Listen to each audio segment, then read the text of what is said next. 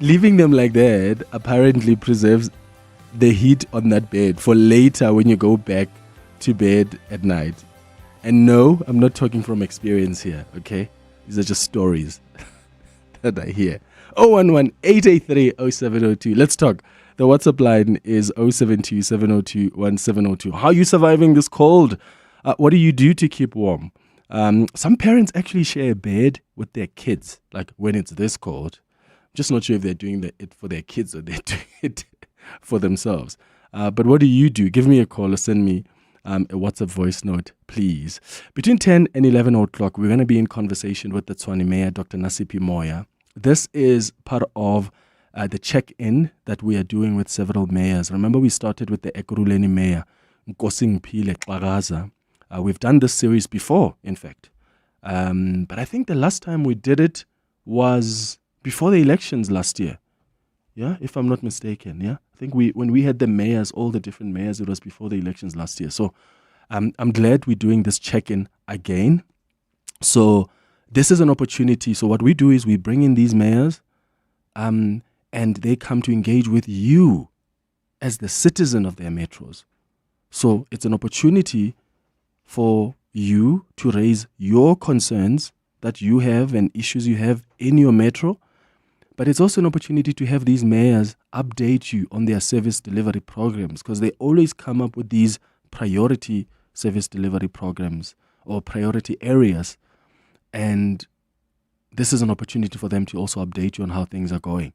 But also, how stable are their coalitions? So the focus today is on Tshwane. And you know that Tshwane has been struggling with infrastructure collapse, a decline in essential services in some way, irregular, wasteful expenditure and financial misconduct. And the mayor has had these priority areas that she wants to focus on, including infrastructure development and service delivery acceleration, a safe and clean city, social services, community well-being, and strengthening governance and customer care, you name it. So what progress is being made in those areas? So the Tshwane Mayor is going to join us between 10 and 11 o'clock. Get ready with your questions. At 11 o'clock, we're going to do our World of Work feature. And today we're going to be discussing underemployment. Because in addition to unemployment, South Africa also struggles with underemployment. This is where individuals are working at jobs that don't fully utilize their skills, their experience, or even qualifications. Or they're working part-time when they actually prefer full-time work. So it's not the same as being unemployed. It's a situation where a person is working, yes, but not at a job that adequately reflects their abilities or needs. I mean, how many people do we know who have specific skills or a specific qualification, but they are forced to do work that is not aligned with that because they can't find a job in their field of work? So this is quite an issue, especially among young people. So we're going to talk about that on our World of Work feature. And then at 11:30, we wrap up the show with our health and wellness feature. And today we are doing part 2 of our conversation about hormonal imbalances and how they affect us. Last time we defined hormones and why they're important for our bodies. So we've established that hormones play a crucial role in regulating many essential functions in the body, from metabolism and mood to growth and reproductive health. And when these chemical messengers become imbalanced, a wide range of symptoms can occur, whether it's fatigue or weight loss, mood swings, fertility issues. So we get affected so much in different ways as a result of hormonal imbalances. So we're going to do part 2 of that chat at 11:30 on our health and wellness feature. That's the show coming up over the next 3 hours. Clement Manyathela, streaming on the Prime Media Plus app. DSTV channel 856, 92.7 and 106 FM. Good morning, Clemmy. Tori here in Centurion. Yeah, Clemmy, I was also in Limpopo. Wow. As soon as we crossed that board airing, welcome to Gauteng, we stopped to refresh because, it was like a 4-hour drive. As soon as we stopped, I was like, we're back in Gauteng. Never mind us not wanting to leave because we knew there was a cold front. Great show. Have a good day. Good morning, Clement. Good morning, 702 Land. How I survive the cold is I've got a gas heater at home, And normally what I do is before I go to bed, I just put in a hot water bottle. I think 30 minutes before I go to bed. So when I get in, it's nice and warm. So yeah, that's my survival tip for winter. Tsepo from Proteatle. Hi, Clement Tshwane in Mkondo. During the day when I'm off duty, I use a heater because I'm not sleeping. I'm awake, so I will use a heater, switch it on and off depending whether I go back to the blankets or not. And then during the night, I use a hot water bottle. And it helps, that water bottle, because in the morning when you wake up and you find that there is no electricity, you use that water for a bath. Thank you very much, Clement. Good morning, 702 listeners and Clement Manyathela. The one of not making up your bed to preserve the heat. It's got all your fingerprints written all over it, Clement. I think this one is yours. But on a serious note, I think the water bottle, hot tap water bottle, that is the most cost-effective one because it lasts the entire night, and it cost around $40 at Dragon City. So most people should be opting for that. Thank you. Okay. What is Dragon City? Is it a city in Joburg? In Dragon. I don't know. Where's Dragon City? I don't know where Dragon City is. But thank you for that tip. The water bottle. I do remember that. I think when we were growing up, that may have been used. I don't remember if my mom once used that, but I think I do remember it being part of how we keep ourselves warm. And maybe it wasn't at home, but at varsity, but somewhere during my life. I haven't used it in a while now, though. Oh, but it seems like it's working. Dragon City is in the Johannesburg CBD, so Main Street. Okay. So, no, guys, I'm not talking from experience about not making a bed and that preserves it. Look, it sounds rational to me. Sounds rational to me. I mean, because when you make a bed, then you're flattening everything and then it's going to be cold again when you get in there. So, babes, go preserve that heat. In fact, let's do this before we continue with some more calls and WhatsApps, because I really want to warm you up this morning. I want to warm you up musically as well, with a song this morning by Nomfundo Xaluva, one of the best jazz artists in this country. So we're warming you up musically this morning with this song by Nomfundo Xaluva titled Next to Me. I hope it helps.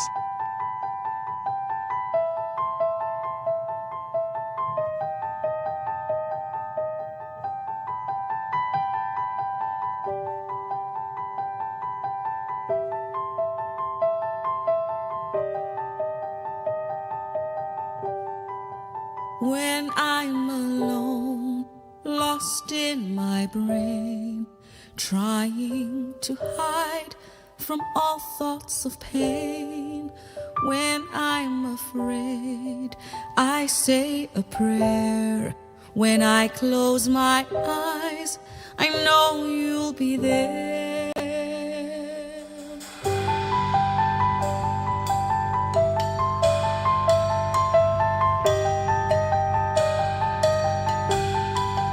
When I'm alone, lost in my brain, trying to hide from all thoughts of pain. When I'm afraid, I say a prayer. When I close my eyes, I know you'll be there. And when my joy has gone away, I know your grace will never leave. And when my tears have something to say, I know you'll stay right next to me.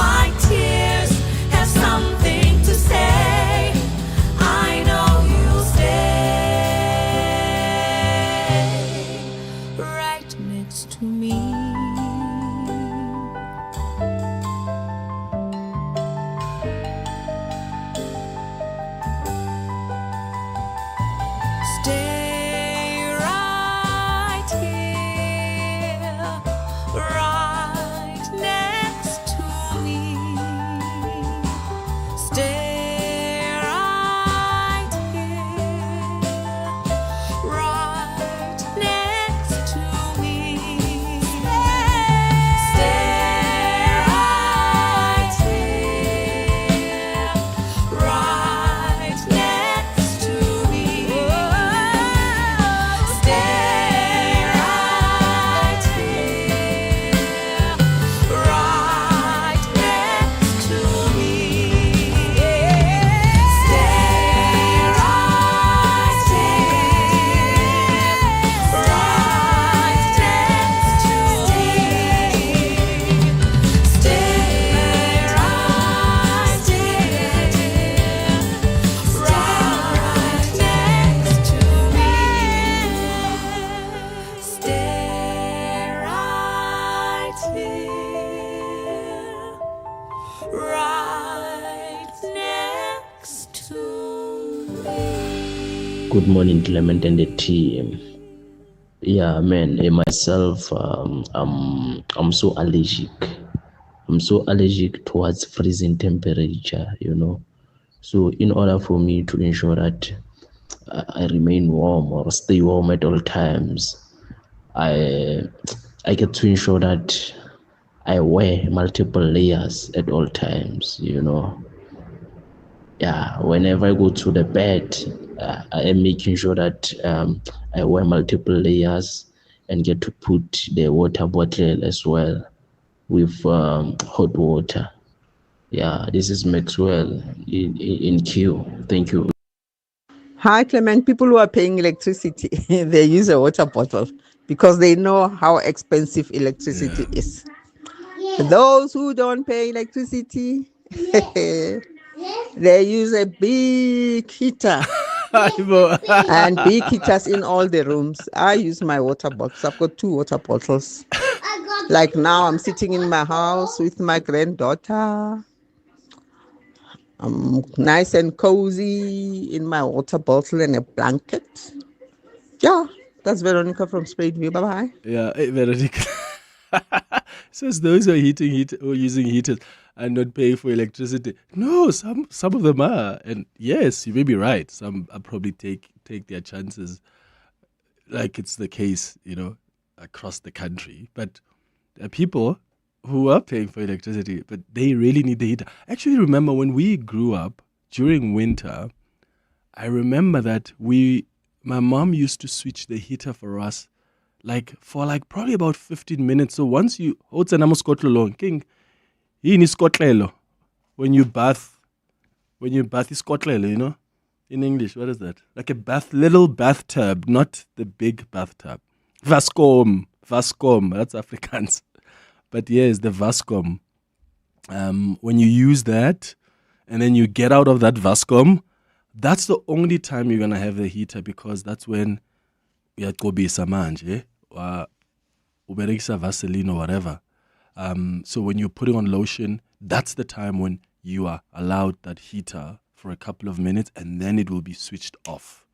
So that's also to just make sure you're not spending too much on electricity on that. So yeah, that's something else that we used to do. So some people use it more efficiently as opposed to just keep it on. I mean, I don't know if I would be able to keep the heater on the entire day. The electricity bill, can you imagine? It's 26 now, after 9. Your voice, Your station. your open line Walk the talk with Clement Manyathela. on 702. There's a story on the front page of the Business Day about the Capitec CEO, Gerrie Fourie, who is calling on South Africa to rethink its unemployment metric. And is contending that when the vast informal sector is actually taken into account, the headline figure of 32.9% could actually be closer to 10%. And I wonder what you think about this, because what is interesting is when you look at the unemployment rate, yes, we talk about this 32%, but Stats SA always tells us that they don't count the self-employed people. And the CEO of Capitec says he really thinks that that's an area we need to correct, because he believes the unemployment rate is probably actually around 10%. So if you look at people that are working in the township informal market who are selling all sorts of stuff, there are people, he says, even make a turnover of 1,000 rand a day. So there are a lot of people that are doing all sorts of things in the communities. So if we really had the 32% unemployment rate, he says we would have had an unrest. Because if you go to the townships, most people have backup rooms to rent out. Everybody is doing something.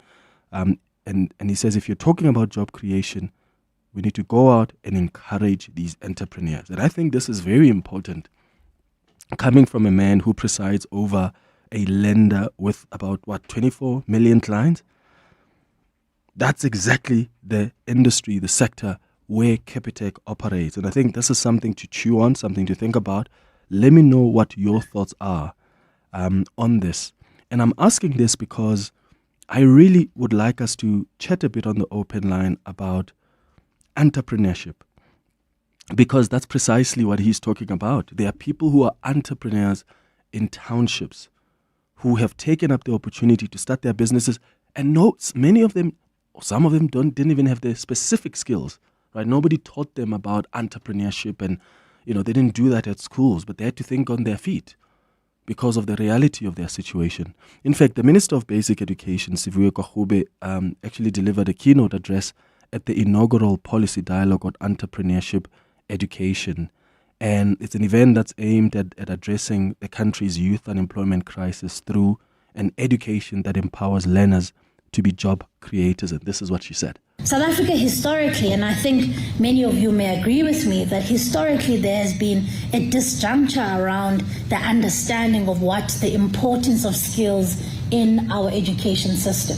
For too long, there's been a premium that is held and a view that is held that if you don't go to university, that is actually the marker of success. And yet the numbers tell us a different story.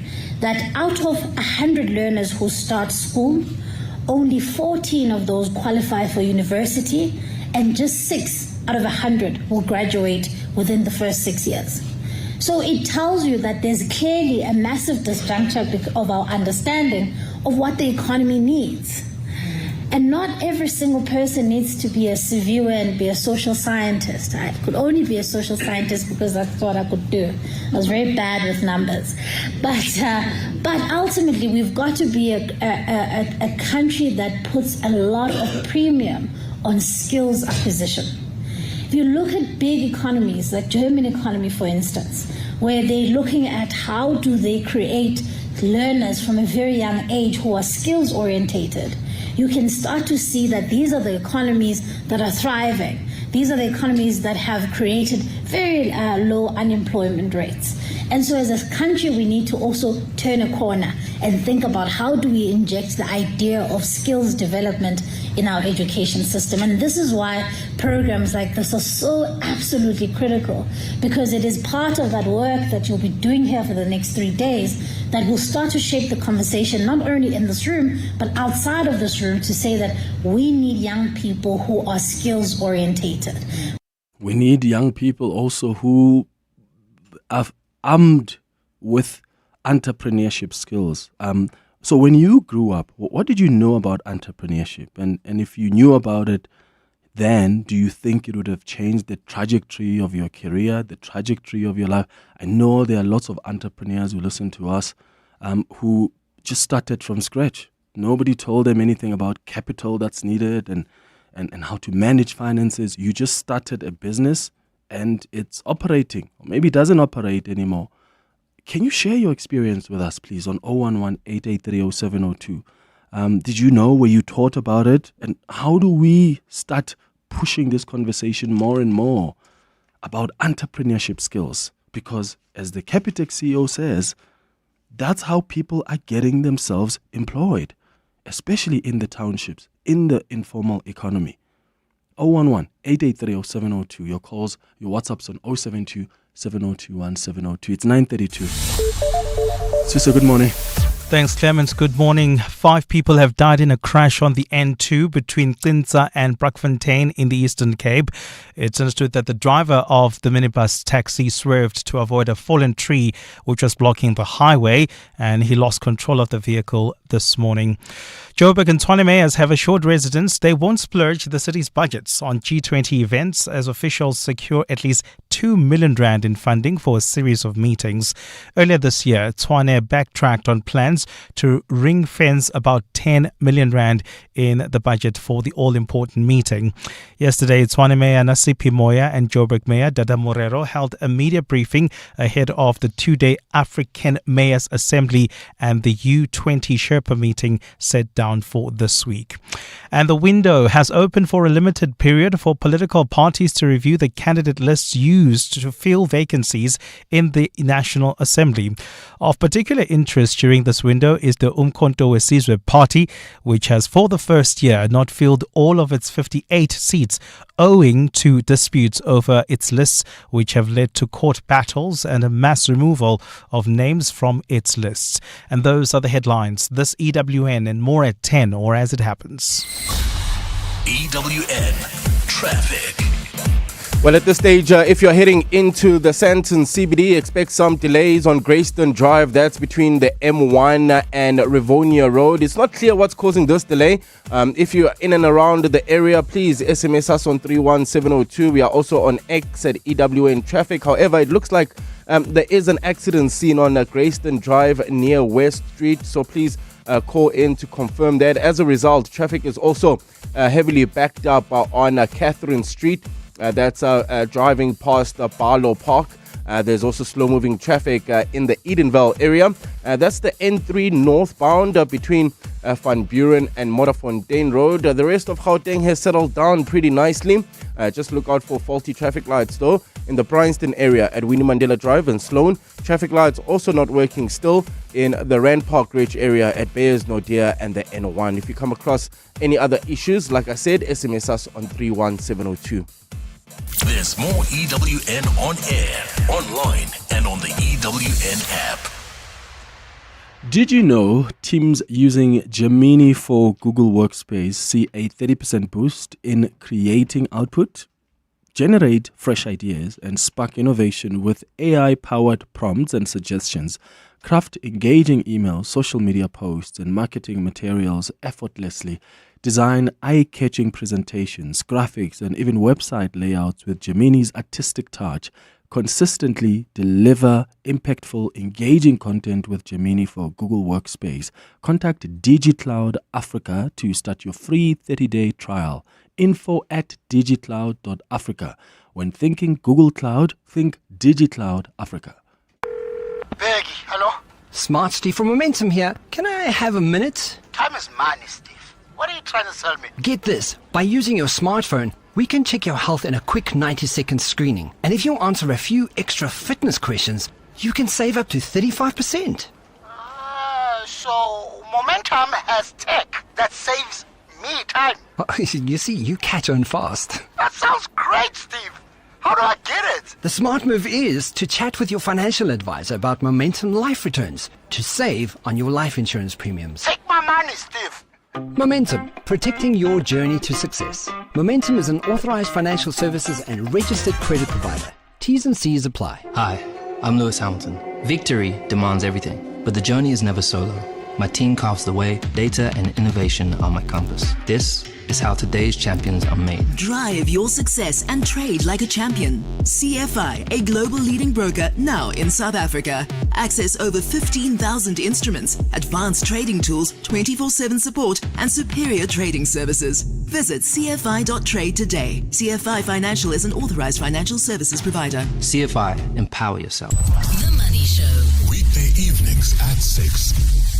The SA Rugby Union, SARU, technically insolvent. How it is we came to be the Rugby World Cup champions while the SA Rugby Union is losing money. We are still making less revenue than our competitors who haven't won as many World Cups as we have. But let's not forget, when we're talking about France and New Zealand and the like, they're dealing in dollars and euros and pounds, whereas we're dealing with rand. In Kobile and Lovo, expert on the business of sport. The Money Show On 702.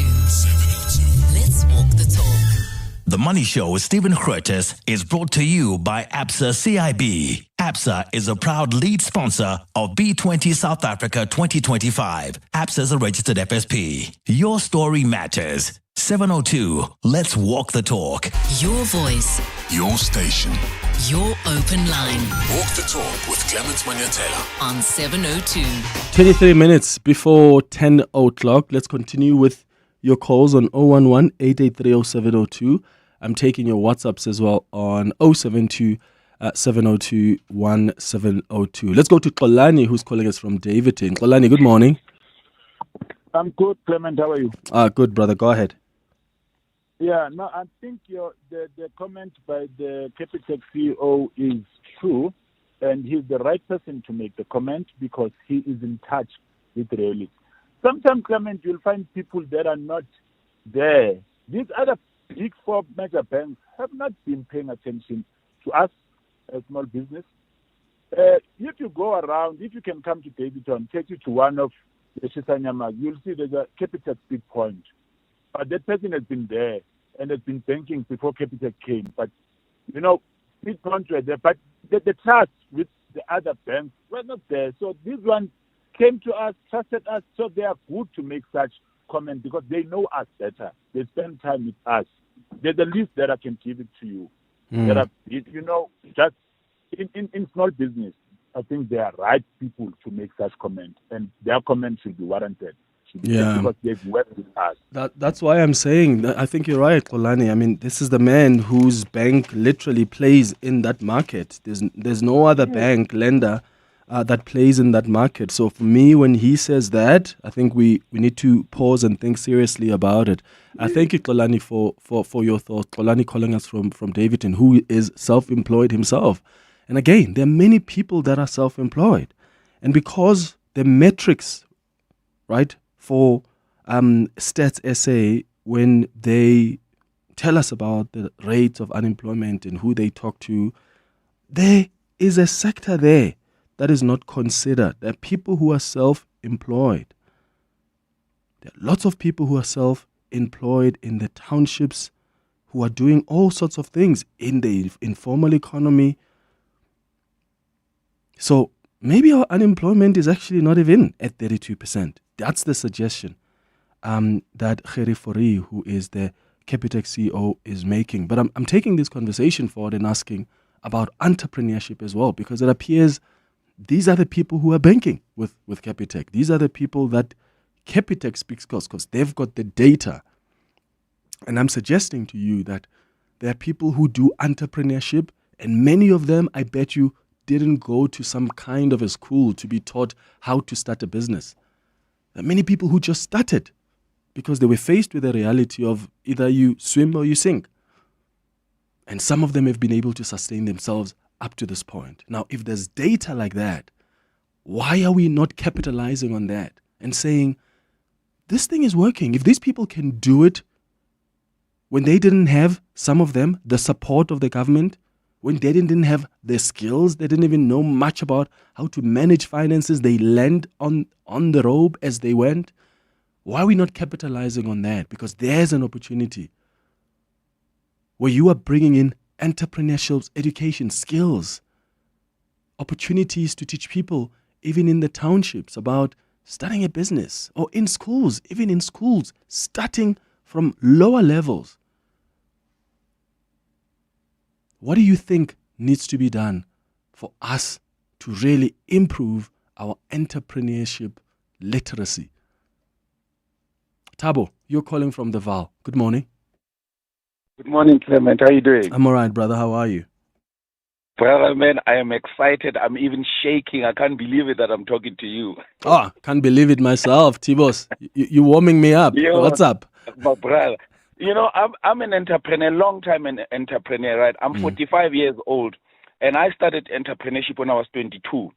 But I started selling sweets when I was 8, all the way up until I was about 15 or something like that. I even went into selling scrap soap, you know. So it's something that I've been doing for a very, very long time. But what I've learned over the years of me just being in the streets and selling and eventually owning shops and things like that, is that when it comes to entrepreneurship, people believe that it's something that will get you to money very quick.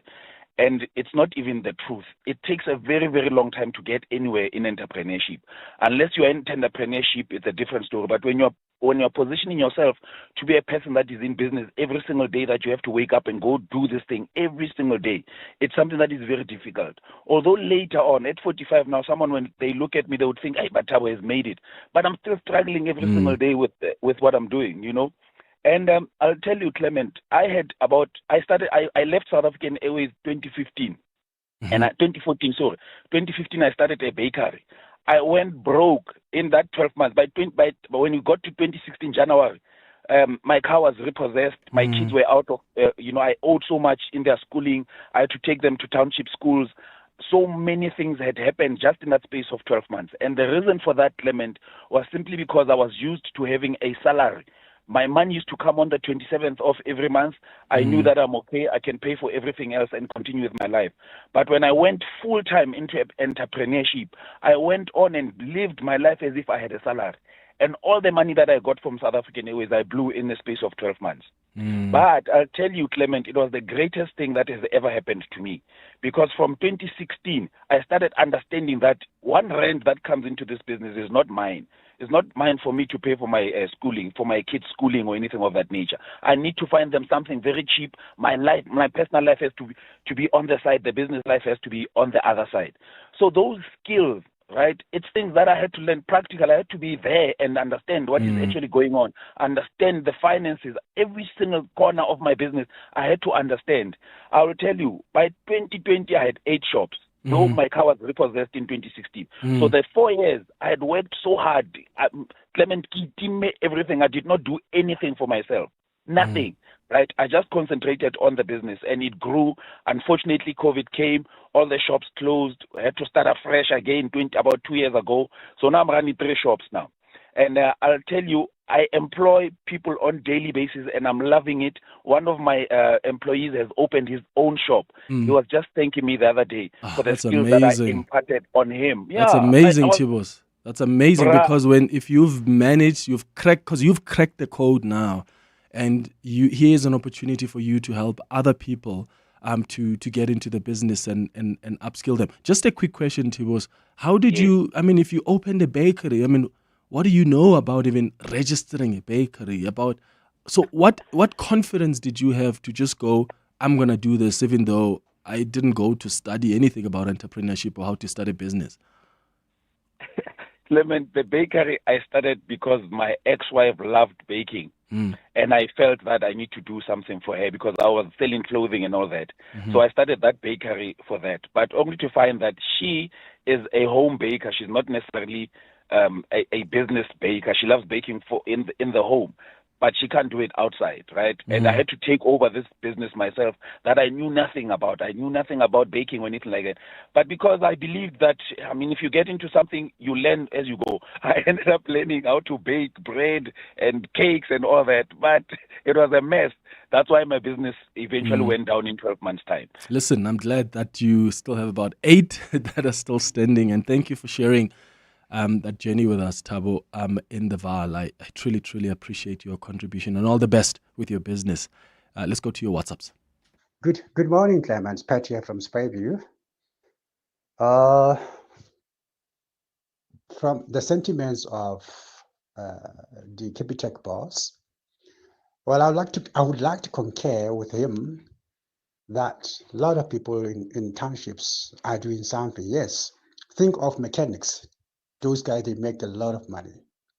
The motor mechanics, people who are welding in the townships, people who are selling second-hand tires, people who are selling fruits, people who are selling, bunny chows, amakota, selling foods in the firms, in the factories, selling foods everywhere. They're making loads of money, those people. People transporting kids to school. Okay, but my problem is with his mathematics. I'm not sure if 10% of people are unemployed. It's more than that. So, yeah. Morning, Clement and the 702 lenders. Kumo from Yovo. You really made a very important point there. So did the CEO of Capitec. I mean, we have people like in the Joburg CBD that are like they self-employed. They're making like about 1,000 rand a day selling magwinya and breakfast in the morning. I'm talking about. I know a lady who starts working at 5 o'clock every morning, and by 11 o'clock she's knocking off. She even eventually bought 2 vehicles, and she hired more than 10 people. And those people don't even use banking; they bank under mattress. So, yeah, you really can't trace. So yeah, it's true. There's a whole lot of there's a very big economy going on in the black market. Cheers. Morning, Clement Manyathela. Go tsididi go a bata. Go a bata go tsididi. Yeah, you might be right, Clement Manyathela, or unemployment rate, maybe it could be like 10% by research ya motho ono bua ka ene. Because some of us, we are we are getting income there and there. Like now I'm a Bolt driver. I drive. I've lost my job last year. So ke ipona ke le motho no hore I consider myself as somebody who's unemployed, but at the same time I'm hustling. I'm getting an income somewhere. Ke lo bona, I'm putting an income ka in e-hailing.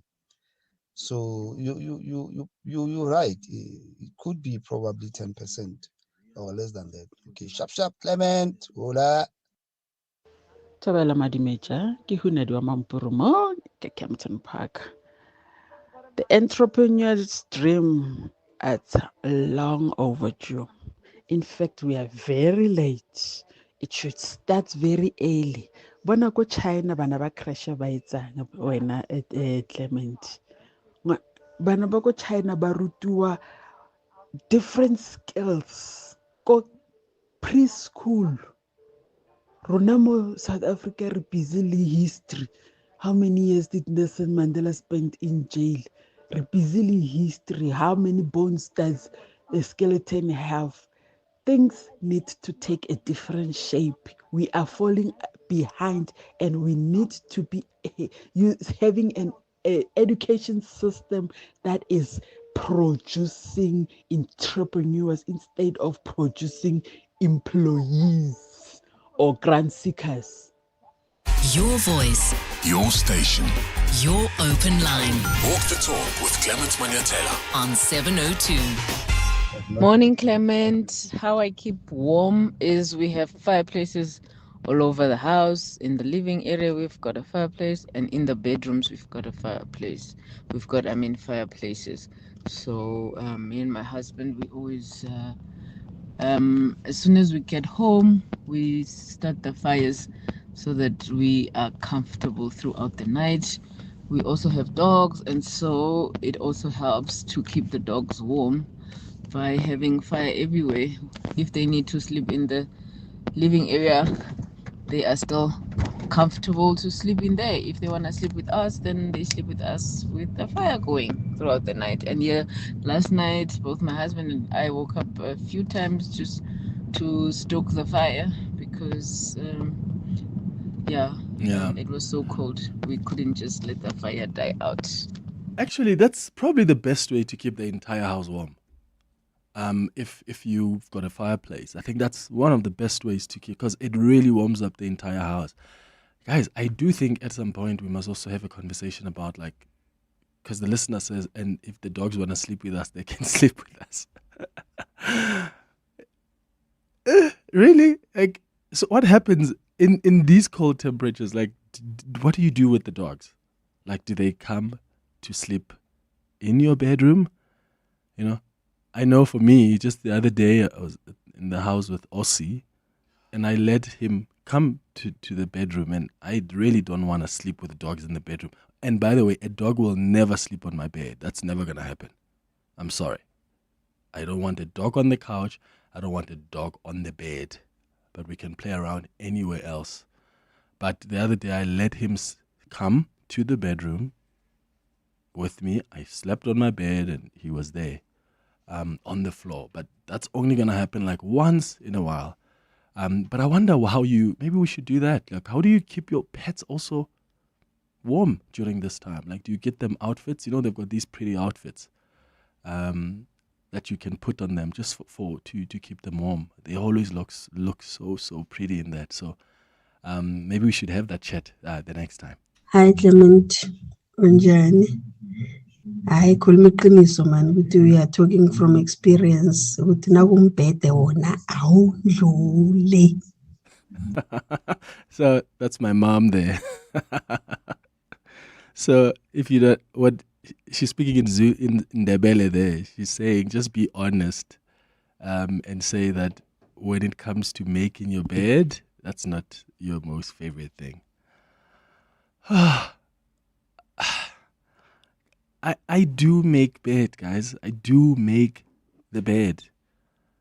There's only a few times that I don't. I mean, don't you have those days when you just wake up and you late or it's just too cold and maybe you want to preserve that heat? Just once. Huh? Am I going to be judged for that for the rest of my life? Give me a break, mother. 7 minutes before 10. 7:02 afternoons. With Relebohile Maboja, 1 to 3 p.m. What do you say to prospective parents or adults who say, I could never be a parent because of the kind of childhood I had? And there is that innate fear of creating a bad childhood for their possible children. What I would say to them is go and do some self-examination, do some self-work, because what gets ignored can easily be repeated. And that is certainly a fear that those people sometimes carry. But as parents, we can be instrumental in creating a part of that world and facilitating that world to be different. David Gonsalves, a clinical psychologist. 7:02 afternoons. With Relebohile Maboja. Let's walk the talk.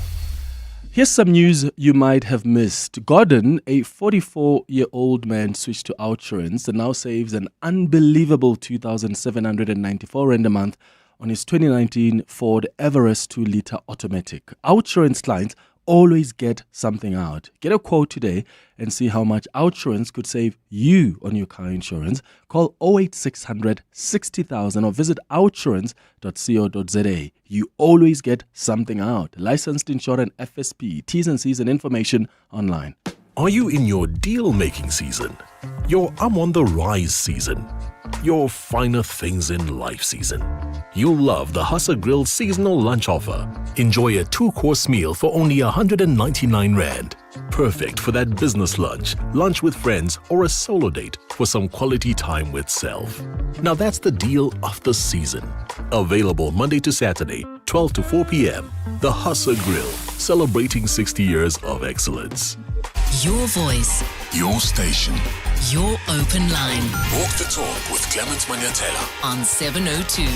5 minutes before 10 o'clock, there's a whole campaign going on now from a few people that I must allow the dog to sleep on the bed. No, that's not going to happen, guys. It's not happening. Also, dogs shared. How do you guys deal with that? A dog must sleep on its bed for me, not on the couch. You're not getting on a couch. You're not getting on the bed. Yeah, that's the rule in the Manyathela household. I don't know. Maybe it's gonna change at some point because I'm a new person in the dog or pet world, right? Aussie has only been around for about since February, about 6 months or so. So no, not even. Yeah, it's been a while. It's been a while now. We're probably about to approach a year or 8 or 9 months or to a year. So I'm still new. So maybe I'm going to get there because I do see that I'm becoming more softer and softer towards him as well on certain things. I don't know, but I don't see it happening. Kennedy, you're calling us from Alex. What do you want to say about the formal sector? Good morning. Good morning. Good morning, sir. You're speaking to Kennedy from Alexander. Thank you for the show, Mr. Clement. Sure. I would like to comment on the business sector. Yes, it is true indeed. I'm one of the guys who are benefiting from the auction economy. Yes, I started 15 years ago. Formally, yes, I started to take my business very serious. I'm doing the appliance repairs. I fix appliances and then electrical and plumbing. So I employ a few guys. So I'm planning to grow. It only takes you to be serious, and then that's it. Yeah. So I'm surviving. Me and my family. My partner is working as well, but she's very supportive. Amazing. Kennedy, thank you for sharing that with us and all the best. Tato, you are in Lombardi East High. Yo, Clement, how's it, man? I'm good, brother. How are you? Good, thanks. Well, in 2021 and 2022, I used to work for one of the biggest medical aid schemes. And come 2023, I was told in January, while I was planning for the entire coming up year, that my job or my position has come to an end. And by the time I was still volunteering for a community/campus radio station, I had to come up with a plan, started driving Bolt from January 2023 to June 2023, and then I joined Uber. Now, with the money that I made in Uber, right, in September, I managed to take myself outside of the country for the first time. Oh, amazing. For the very first time in 2023. 2024, which was last year, I took myself to the second country driving Uber, right?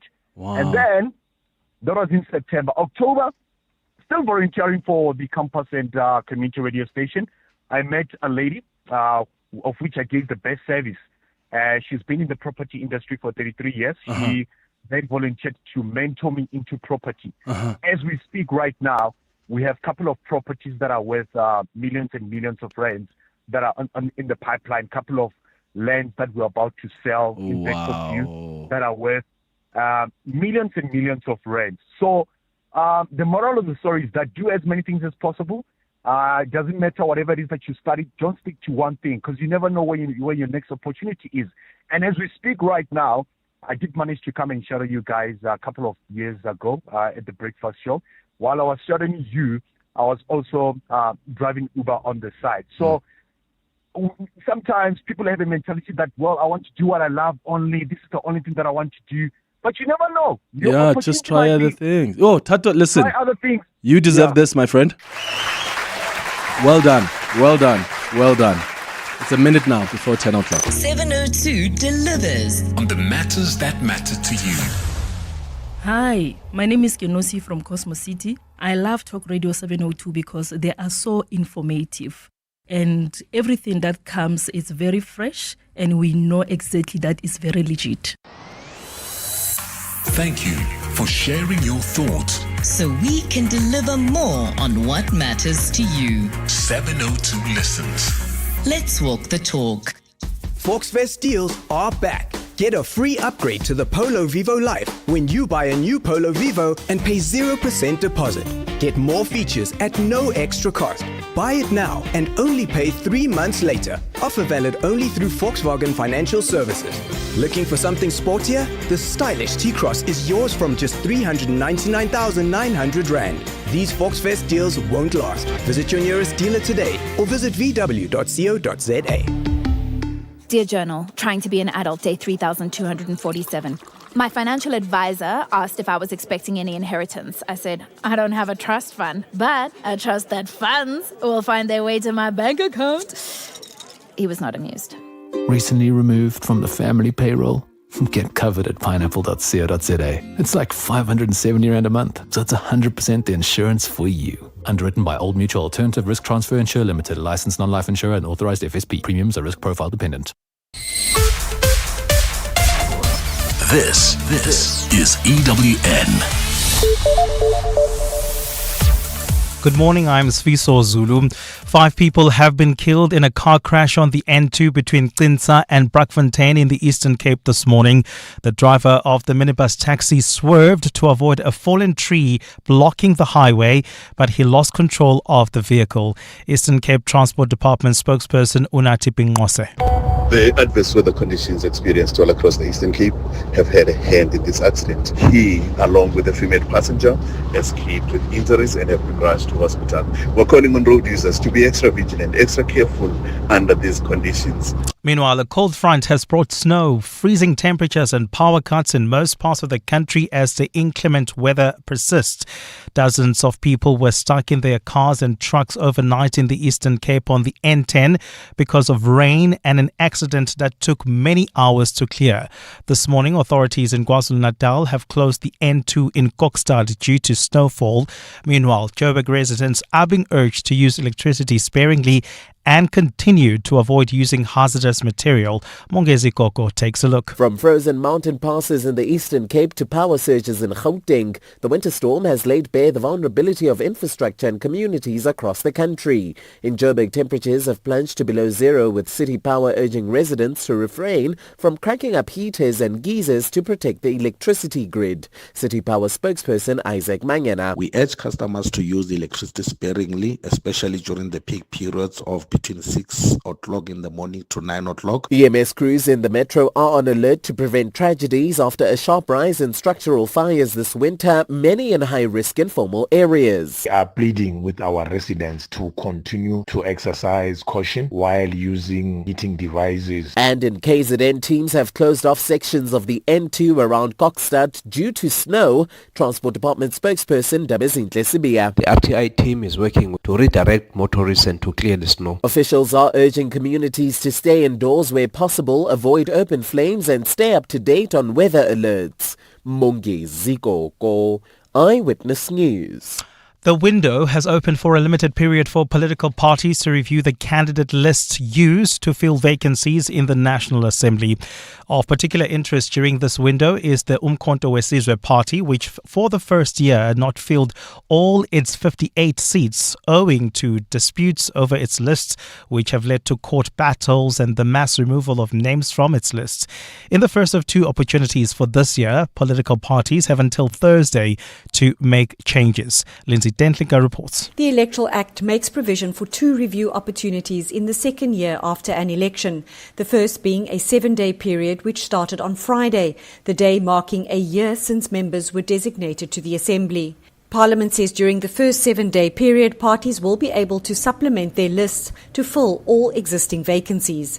It may also replace no more than 25% of those appearing on the list and also change the order in which they appear in the line of succession. After that, political parties will only be able to tinker with its lists once until 12th June 2026. Currently, the official opposition has the most vacancies. MK Party spokesperson Shlamula Ndlela has indicated the party plans to fill 8 seats. Last week, the party announced, after axing former MP Floyd Shivambu as Secretary General, that he's due to make a return to Parliament. However, Parliament says the party is yet to submit any changes it plans to make, and the Speaker is not scheduled to administer the oath to any new MPs this week. Lindsay Dentlinger, Eyewitness News, Parliament. And US President Donald Trump has been criticized for taking the authority away from a state or away from local government. This criticism comes after Trump deployed 2,000 additional National Guard troops in response of immigration protests in Los Angeles. Protests erupted after immigration customs enforcement officers carried out raids on 3 locations across the city where dozens of people were taken into custody. Mayor Karen Bass says the city should not be used as an experiment. We didn't need the National Guard. Why on earth? What are they going to do? Do you know what the National Guard is doing now? They are guarding 2 buildings. They're guarding the federal building here in downtown, and they're guarding the federal building in Westwood. That's what they're doing. So they need Marines on top of it? I don't understand that. Gold is trading at $3,331.17 an ounce. The rand is at 17.77 to the dollar, 23.94 to the pound, 20.25 to the euro. Brent crude oil is at $67.12 a barrel. If you're leaving Alex heading towards Midrand, you can expect some delays on the N3 northbound. That's between Marlborough Drive and the Patlu interchange. Otherwise, the rest of 702 land is settled down nicely. Just look out for those faulty traffic lights, though, in Randburg at Malibongo Drive and CR Swart, as well as in Bryanston at Winnie Mandela Drive and Sloane. A cloudy day in store for Gauteng with isolated showers expected. The temperatures will peak at highs between 12 and 15 degrees. The top story in EWN this hour: 5 people have been killed in a car crash on the N2 between Clinsa and Brakfontein in the Eastern Cape. EWN In Touch. in tune, and independent. For the latest, visit ewn.co.za or download the EWN app. 702. We're listening to you. You're with Clement Manyathela On 702. Let's Walk the Talk, streaming on the Prime Media Plus app, DSTV channel 856. 92.7 and 106 FM.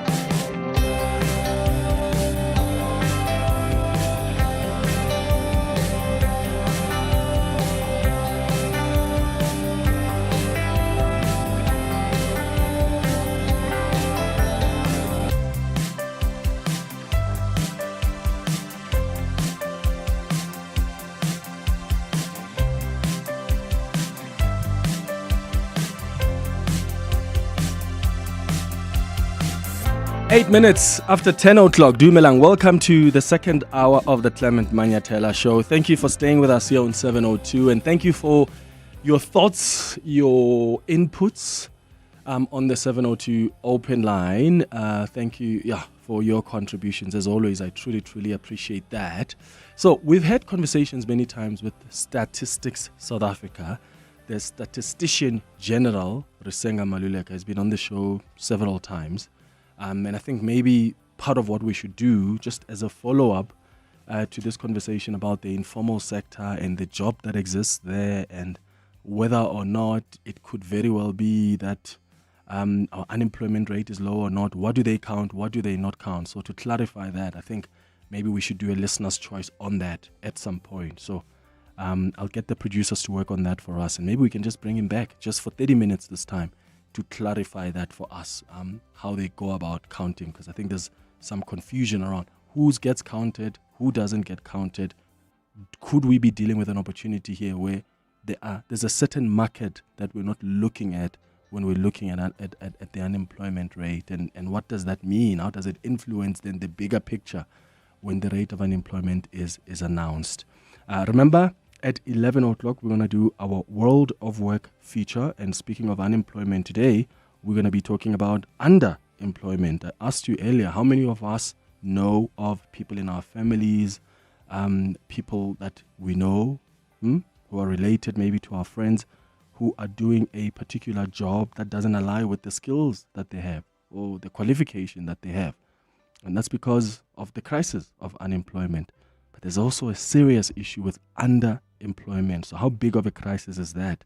And how do we fix that? So that's a conversation we're going to have at 11 o'clock. It's 10 minutes now after 10. You're with Clement Manyathela. 702. But right now, we start our conversation with the Tshwane Mayor, Dr Nasiphi Moya. This is part of the check-in that we are doing with several mayors. Remember, we started with the Ekurhuleni Mayor, Nkosi Mpile Xagaza. We've done this series before. I think the last time we did it was actually before the elections. And that's why then the voices you have now and the faces are different. But we try do this as often as we can because we want to have the mayors come so that they can update us about their priority areas. But we want them to come so that you can raise issues in your metro. So it's an opportunity as a citizen of their metro to get an update on service delivery issues or some issues that may be of interest to you. So as always, I want to encourage you to give us a call on 011-883-0702. You can send us a WhatsApp voice note as well on 072-702-1702 if you want to engage with the mayor, if you've got a question or you've got an input. Mayor, thank you so much for coming through in this freezing temperatures. Good morning. Good morning, Clement, and good morning to your listeners at home. Thank you for having me. It's the first time I'm here. Is it the first time at this building? Even not the building. I've been with CD next at door. EWN. Oh, yes, okay. This is the first time here. Here on this side of the studio. Yes. Well, thank you so much for making time for us. I really appreciate it.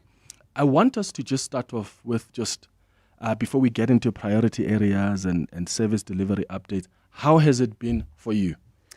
The 7 months has been... feels like 2 years. Jeez, man, 10 years, more like 10 years. I feel like I've added 10 years to my life. It's been good. Good in a sense that obviously we were not expecting smooth sailing in the position and also in the coalition. But it's been challenging, but also very rewarding. Hey, I think we've taken decisions that have made us to go home before you go to bed. Like, you know what, I've been done badly, you know, this day or this week.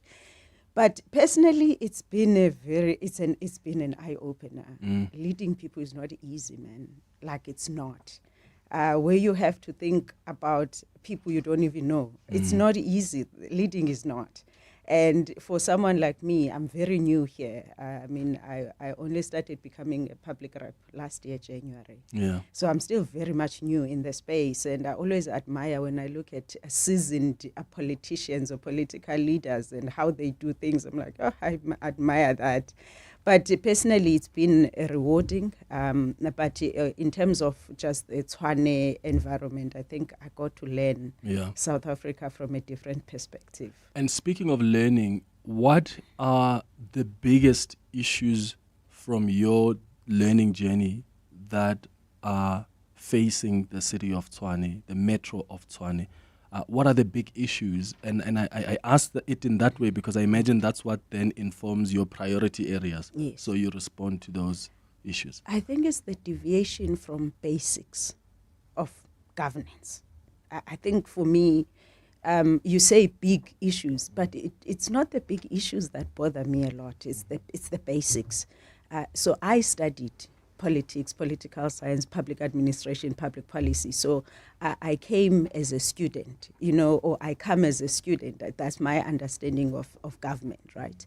And you just, I mean, the other day, for instance, my colleague says, you know, the reason why we have service delivery war room, because someone is not doing their job. We're not supposed to be doing this. And that was a moment of reflection for me and say, we can't be proud of doing the things that we are doing because it means that we have deviated from basics of governance. And therefore, whatever big problem you are dealing with is because there was a basic principle that was neglected. And I mean, even the AG findings will tell you the root causes, for instance. I mean, there's one that bothers me the most. There are no SOPs in Tshwane. That was one of the root causes in the 23-24 financial year. The record management is just non-existent. And for me, in Tshwane, it's not even the big issues. And I mean, to a certain extent, it's not even, you know, the political instability. Is just the deviation from basic principles of governance by the administration as well. Yeah. So then the question is then the learning, where is the learning in that process? Is then to say, how do you put it back? Or you go to like default setting of governance to say, listen, an administrator must do their job and the manager must do their job. So basically that has been the learning for me, just to see how people even resist the most obvious things that need to happen.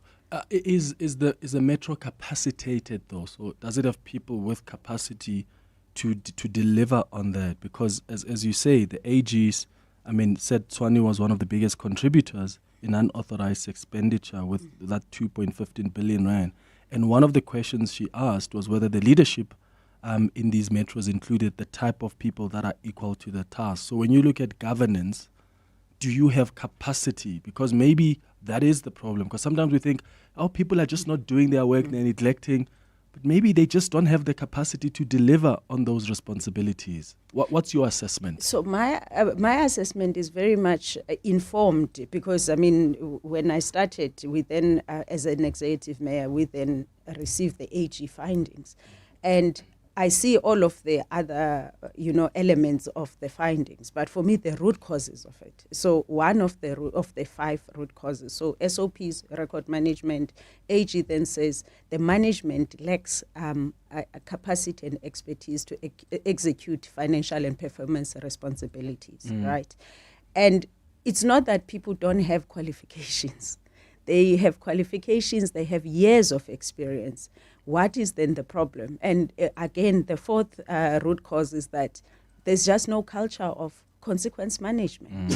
or performance management, that when someone is doing good, there's no culture that recognizes that person. But when a person does wrong, the city just looks away or the management looks away. There's no culture of consequence management. So when you talk about capacity, you must look at it from different perspectives to say, did they have tools of trade to do the work? And I mean, for the city, the reality is that, Clement, the critical vacancies in Tshwane are almost at 40%. So you've got people in Tshwane that work long hours because we have not filled vacancies all these years because there was no money. The city was bankrupt. And so while you want to punish the individuals, but also you need to strike a balance and say, wait, did they have tools of trade? Did they, did you give them the conducive environment for these employees to work? But on the other hand, you have management that seems to have allowed people to do as they please. And that's and it's not us, it's the AG confirming that's the culture of the organization. And for me, we can talk about other sophisticated things, but if you can manage the workforce and fix the the relationship with the political leadership for oversight purposes, if that relationship or that basics are not set, then the institution becomes too big to manage. So how are you dealing with that then? So we, first of all, the side of employees being capacitated. I think also just to deal with because everyone's demoralized because of the salary backlog. So we had to work very hard with labor just to get the commitment to say, listen, the city is not out to get the workforce. In fact, we want you to work. What do you need from us? They said we need PPE, we need tools of trade. And so there's been an investment in terms of there is money that is set aside. And we even say to labor, because labor is saying reduce contracted services, these employees can do the work that these service providers are doing. We have done that, and we went back to them and said, now here are the equipment, can you get your members to work? So that's on one side. On the other side is to deal with the reasons why the City of Tshwane collapsed in the first place. Who did what? So we have activated the Financial Disciplinary Board for financial misconduct. The city has over 1,000 investigations that there's no follow-up on. We have now invested more on the investigations that must be processed both by our MPAC committee as well as by the city manager in terms of disciplinary processes. We have seen more and more group heads now disciplining employees in their own departments, because for me, my biggest gripe with the management was that any group head that has not disciplined a person in 12 months, that group is not doing their job. That's just the nature of management. Especially when there's a report that says, here's something that happened here that was wrong. Exactly. But also on a weekly basis, we then, the service delivery war room I was telling you about, just to be proactive in identifying gaps in service delivery. And I mean, we've got limited resources, so we must be intentional about how we spread the resources. But also what is important, that consequence management committee where we look at who the disciplinary processes, the legal cases and the investigations.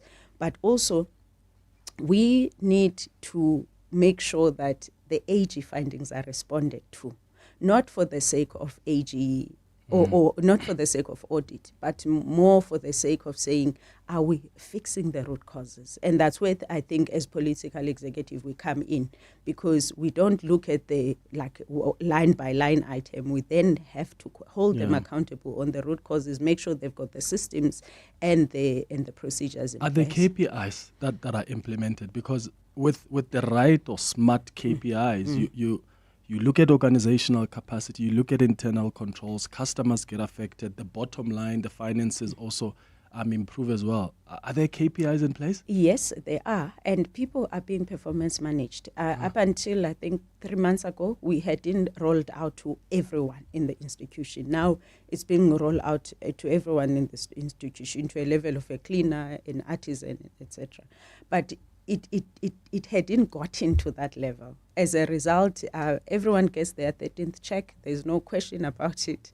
It wasn't linked. There are no bonuses. I mean, I can't remember the last time Tshwane offered performance-based bonuses, for instance, which is another culture that, we can talk about. But now there are KPIs. Of course, there's the institution-wide scorecard, the SDBIP.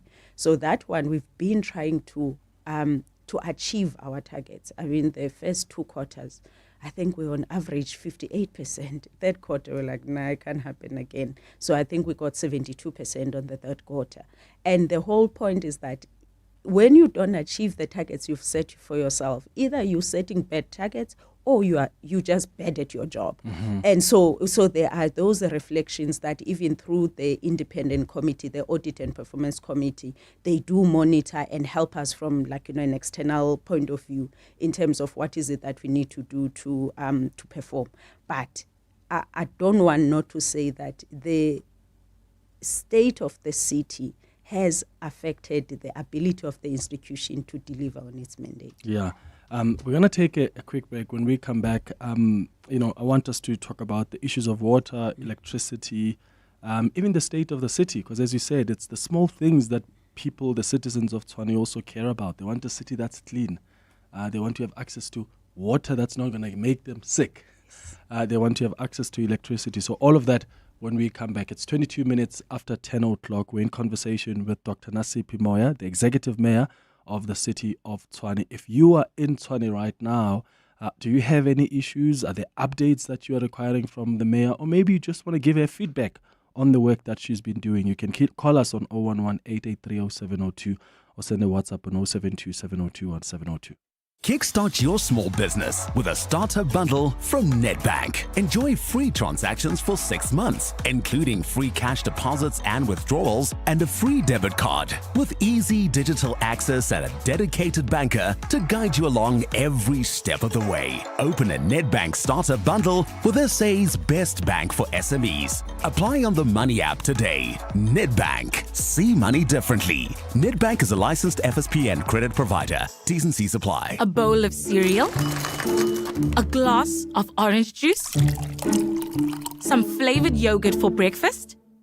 Ultra-processed products such as these may be high in sugar, salt, or saturated fat. Having too much of these products could lead to diabetes, hypertension, and heart disease. Our health is in danger. We have the right to know what's in our food. Demand front of package warning labels now. Sign the petition on healer.org. HEALA.org. You're inside the all-new Jator X70 Plus, and you're feeling what luxury should feel like. Pleasant, isn't it?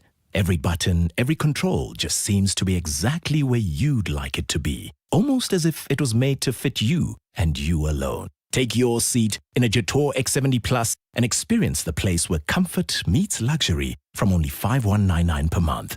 Book a test drive at jator.coza. T's and C's apply. Jator.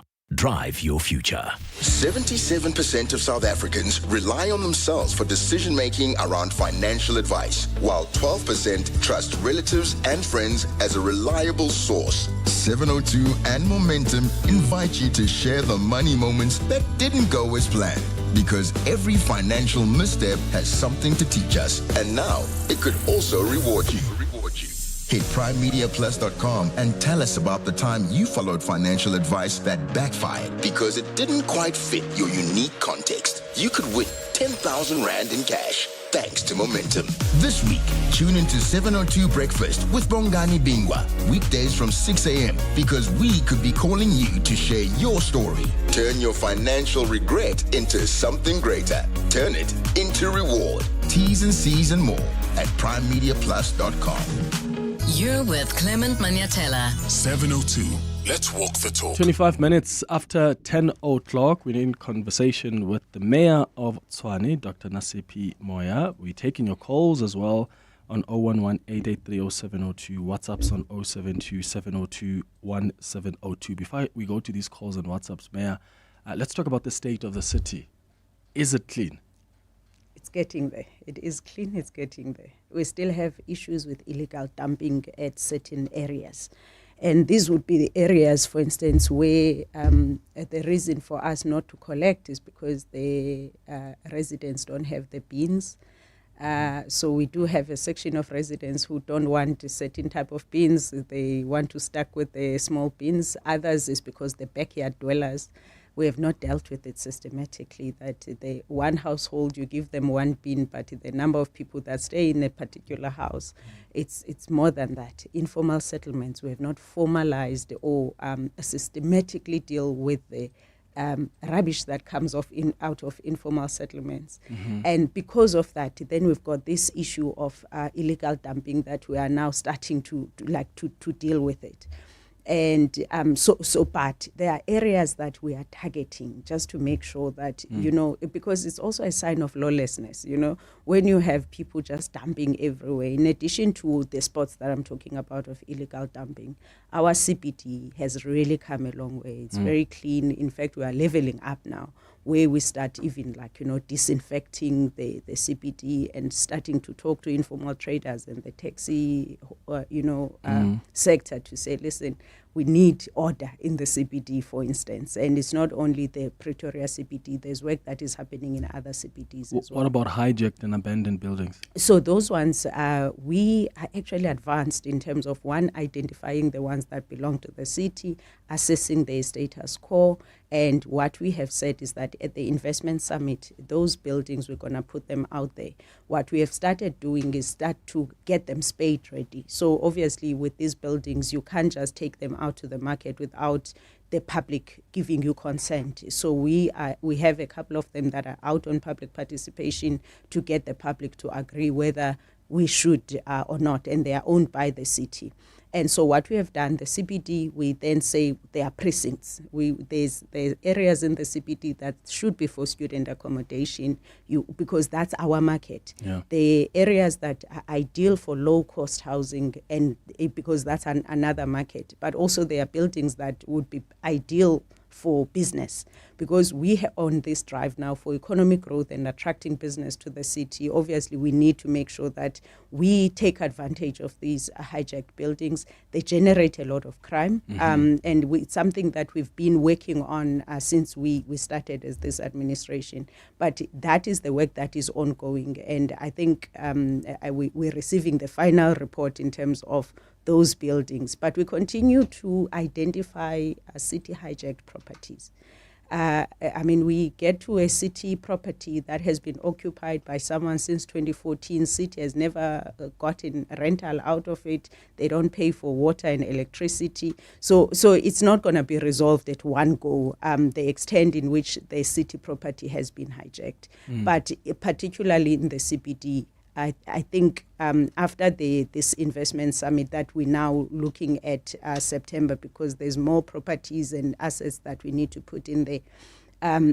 After that, I think if we have capable partners that will take up the opportunity to take these buildings and assets, I think in the City of Tshwane, I know it's a cliche when you say it's under construction. I think that's what we're going for. Yeah. Spaza shops, you had indicated they must be locally owned. Where are you with that drive? And does that even include for legal foreigners? So the way we are is that we do have this draft bylaw that's out on public consultation. So it's just a matter of it coming back to council. That provision is in the bylaw. So once that is approved, then we are able to reserve certain sectors for South Africans. And there's a reason behind this. Earlier on, you were talking about unemployment. City of Tshwane, our unemployment rate increased in the last quarter. We were 37.4%. It is now over 38%. And we are saying not everyone is going to be hired by a big corporate. There are people whose economic opportunities are at informal sector and township economy. Hence, we are doing it and just to deal with poverty in the city. But when it comes to foreigners, we are saying foreigners, there are laws that guide investment by foreigners, and that's what will follow on. However, we're saying the informal sector, that must be reserved for South Africans. Right, it's 10:31. Let's get the latest in Eyewitness News headlines. When we come back, we go straight to your calls and WhatsApps. I see Helen, Israel, Vuyisani. I'll start with your calls after the headlines. Fiso, good morning. Thanks, Clement. Good morning. 5 people have been killed in a car crash on the N2 between Clinza and Brakfontein in the Eastern Cape this morning. It's believed that the driver of the minibus taxi swerved while trying to avoid a fallen tree blocking the highway, and he lost control of the vehicle. Joburg and Tshwane mayors have assured residents they won't splurge the city's budgets on G20 events as officials secure at least 2 million rand in funding for a series of meetings. Earlier this year, Tshwane backtracked on plans to ring-fence about 10 million rand in its budget for the all-important meeting this week. Yesterday, Tshwane Mayor Nasiphi Moya and Joburg Mayor Dada Morero held a media briefing ahead of the 2-day African Mayors Assembly and the U20 Sherpa meeting set down for this week. And Yemen says Israel has struck the port of Hodeida, with the Israeli army saying its navy had hit the area following calls on civilians to evacuate 3 Houthi-held ports. The Israeli army says the strikes were carried out to stop the use of the port for military purposes. In a post on X, Israeli Defense Minister Israel Katz says they warned the Houthi organization that if they continued firing towards Israel, they would face a powerful response. And those are the headlines. This EWN and more at 11 or as it happens. EWN Traffic. Well, at this stage, if you are leaving LX heading towards Midrand, there's slow-moving traffic on the N3 northbound between Marlborough Drive and the Battery Interchange. Also leaving the Joburg CBD, expect some delays on Main Reef Road between the M2 and Nasrec Road. Otherwise, the rest of 702 land has settled down nicely. No serious accidents have been reported. However, look out for those faulty traffic lights. That's in Randburg at Malibonga Drive and CR Swart. Traffic lights also out of order in Bryanston at Winnie Mandela Drive and Sloan. If you come across any other traffic issues, please SMS us on 31702. We are also on X at EWN Traffic. There's more EWN on air, online, and on the EWN app. To live wealthier, you need to be able to grow your assets. At Standard Bank Private, you get a team of internationally acclaimed financial experts to advise you on local and global investment strategies. Plus, being with a leader in home loans, you can start expanding your property portfolio. So, come live wealthier with Africa's best private bank. Apply online at standardbank.co.za. Standard Bank is an authorized FSP and registered credit provider. T's and C's apply. You can come get your Jetour from Jenny or have Andrew advise you on an Audi. Marius is the master of Mitsubishis, while no one knows Nissan as well as Neville. Jabu will set you on an adventure in a Jeep, and Mishak is ready with your Mahindra. You see, our people know their stuff, and we know our people. We know that without them, there are no happy customers. There are no sales, no service. Our people are our passion because they know people like you. Bidvest McCarthy people deliver. Always. You could binge watch a 3rd season this weekend. Or you could grab the new Berry Blue sports drink from Aquila Vive and get moving. Blue has never tasted so good. Bursting with bold berry flavor, packed with electrolytes and vitamins, and free from colorants. Aquila Vive sports and power drinks. Let's move. The time to honor our past and step into a shared future as a team is here. Corporate hospitality and team entries for this year's 702 Walk the Talk are still open. Gather your colleagues together on Sunday, the 27th of July, to walk through the historic Freedom Park heritage site, past the national landmarks, and finish at the Union Buildings. To book hospitality, email hospitality@raceoffice.co.za. For corporate entries, visit primemediaplus.com. 702 Walk the Talk, hosted by Freedom Park Heritage Site in the city of Tshwane, where footsteps become footprints. Your voice. Your questions. Your morning radio with Clement Manyathela. This is 702. 25 minutes before 11 o'clock. All right, let's go straight to your calls now as we continue our conversation with Dr. Nasiphi Moya, the Executive Mayor of the City of Tshwane. Please be sharp and quick because there are many calls on WhatsApp, so I want to give as many people an opportunity. So try raise one issue, please, so we can get other people to get the chance. Helen, let's start with you. You are calling us from Pretoria. Good morning. Morning, Clement. morning to the mayor. My issue is the water. Water in Mamelodi, specifically Ikageng. What is happening there? When are we going to get water restored? Because residents there are over 70. They're still pushing wheelbarrows to go get water at certain points. So I just wanted to find out when is that going to be sorted. Thank you. Thank you so much for that, Helen. Thank you, Mayor. So the teams are on the ground. We started a few weeks ago, but we suspended the program when there were maintenance.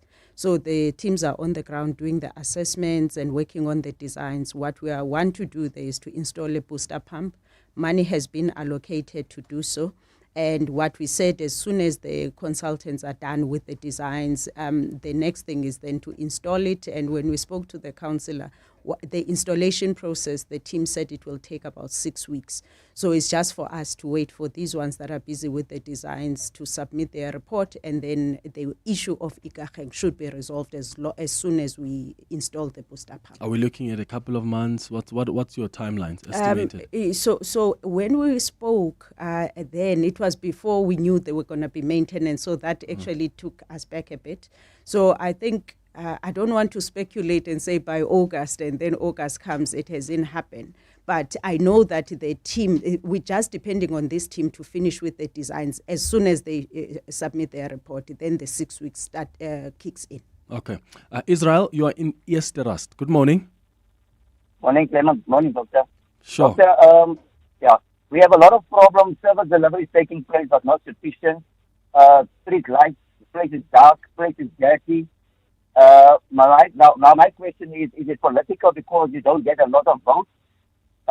The way there's lights on, the lights stay on. As I was driving around here, all the lights is on where there is light. But overall, the bad service delivery, yet we have the lapsing of 3 councillors in Easter. So what is your response, man? Thank you for that, Israel. Definitely not political, Israel. I think when we had the Imbizo in Easterus, we did have a discussion about the backlog. Particularly when it comes to public lighting. Issues of cleaning should not be an issue now going forward, because the regional teams should be on the ground. They've got the equipment now to work. So I can assure you it's definitely not political. It's just a matter of the team to scale up the work that they are doing there.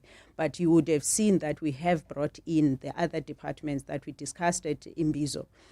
For instance, the issue of title deeds are being resolved. The issue of electricity in those flats are being resolved. So we have not really ignored Easterus. Vuyisani, you are in Mamelodi. Hi. Good morning. Hello, Mayor. Well, in essence, I would like to thank her for everything she's doing for Tshwane, specifically Mamelodi. Yeah, so there's a lot of grass cutting. I mean, the rubbish dumps are being cleared almost frequently. And then going back to what the lady said about Ikageng, there's a small problem that we've noticed, like right here on the mountain, there's a big reservoir and there's an illegal settlement right next to that reservoir, and there's a whole lot of illegal connections. Those illegal connections are affecting pressure for Ikageng, Ward 17, and some of the areas around here. So those connections were disconnected sometime last year. They have been reconnected, and in that same ward, I think it's around SNS, it's called Otatluk, the area here in Mamelodi. The councillor also lives there, but he does nothing. So we need help. I think it's called Ward 93. Ward 93. So we need help. Ward 93. There's a whole lot of illegal connections from the reservoir, and the councillor lives in that community, but nothing is done about it. All right, Vuyisani in Mamelodi, thank you. I think the straight answer is that we must go disconnect again. But we had the teams working with the Rand Water and Water Research Commission, and they confirmed a few weeks ago that there hasn't been further connections. But I mean, this is a moving target when it comes to illegal connections. I think the straight answer, Vuyani, thank you for the compliment, but I think the straight answer is that we must go back, and we've been doing a lot of that in Tshwane, especially with informal settlements and townships where they connect illegally. So for us, it's just to go back and disconnect again. Okay, Renee in Pretoria West, hi. Morning, Clement. So that's a Renee then, hey? Not Renee. Yes, Renee. Go ahead, Renee. That's funny. AKA Renee. They call me that all the time. Okay, first time caller, and it's my birthday today. Oh, happy birthday. Yeah, thank you. I just want to pose to the mayor if the mayor is aware of any development that is happening. I'm calling from Pretoria West, Lotus Garden, on the new development called Capital View. We've got a gravel road here that it's unbearable for us as residents, which passes behind our estate. So we spoke to the previous mayor, we were told that the people came, but we were told that there's going to be a development that is going to be done. That was a year ago. They sent us a plan, but even today it hasn't been done. So I just wanted to find out if the mayor knows about it. We are concerned about the dust, as yesterday we were talking about dust pollution. So is the mayor aware of such development that is supposed to happen? Because we've been waiting, because it's bad. The dust is bad for us.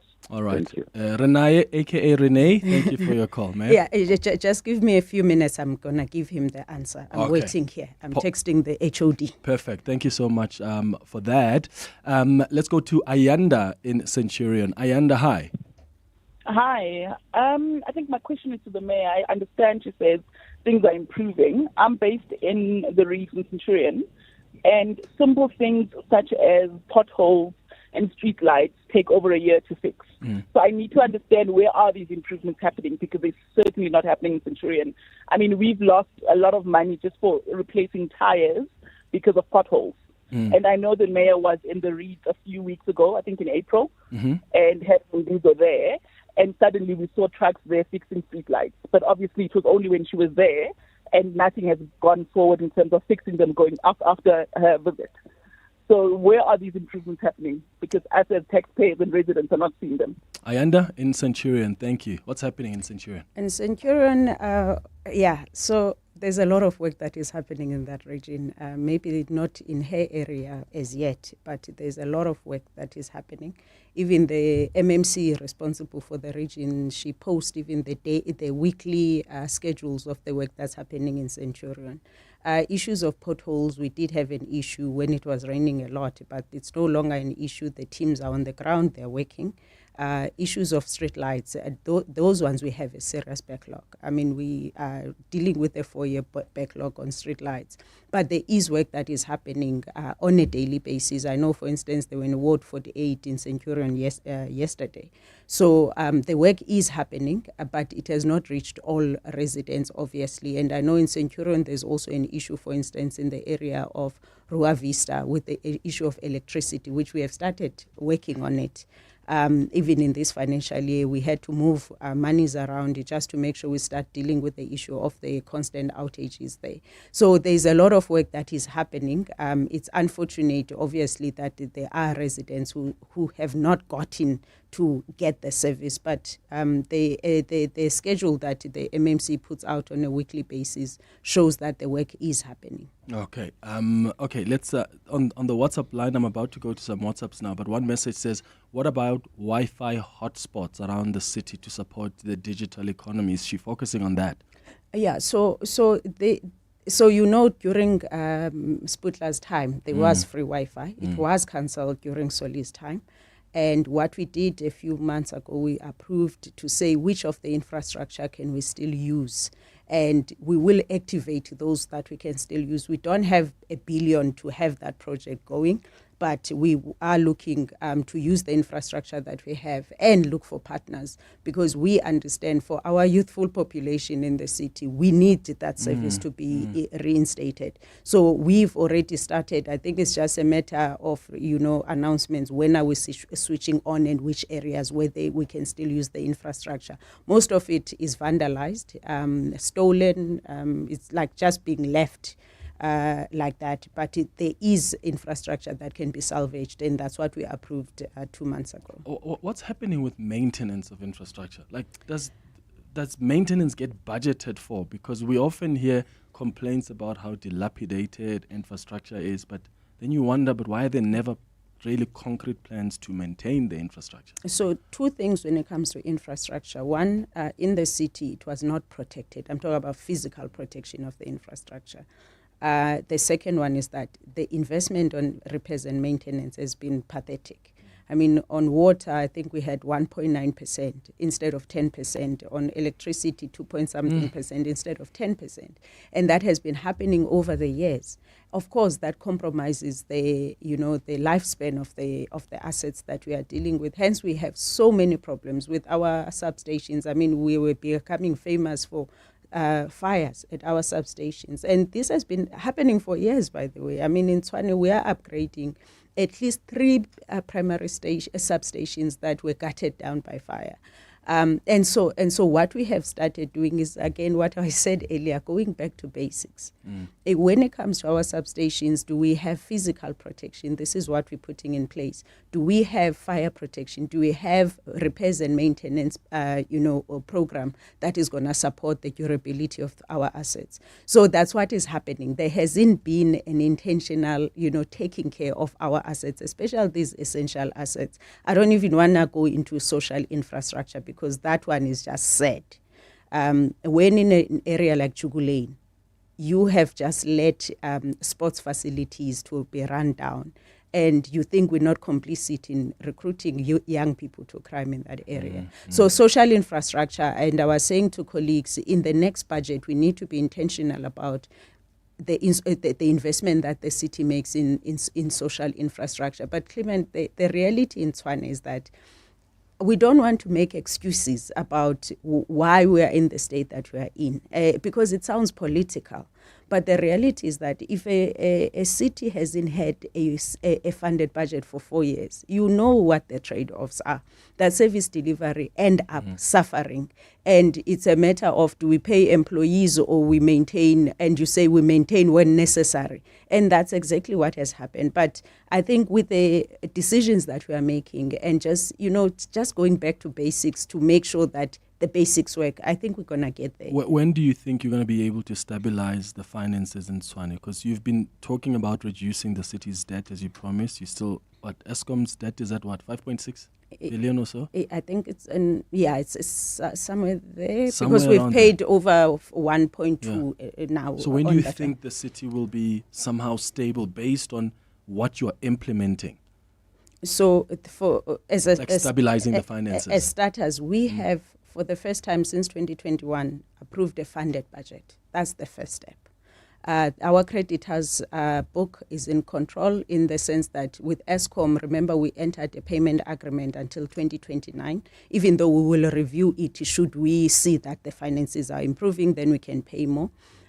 We are now in the last stage of negotiating on the salary backlogs. And so in terms of us meeting our obligations, it should not be a problem. But where we are revamping and really introducing an aggressive culture of payment, because there are areas in Tshwane that were not paying for services. They've resigned themselves. And we're saying there's no way you can use all these services and not pay for them. Unless you are indigent, then that's a different dispensation. And so we have implemented, for instance, the debt relief scheme to bring more residents into our, into dealing with our debtors book so that they can pay for the services. But I think what is important is that for us to get residents to pay is if they see there's value for money that they pay, they get the service back.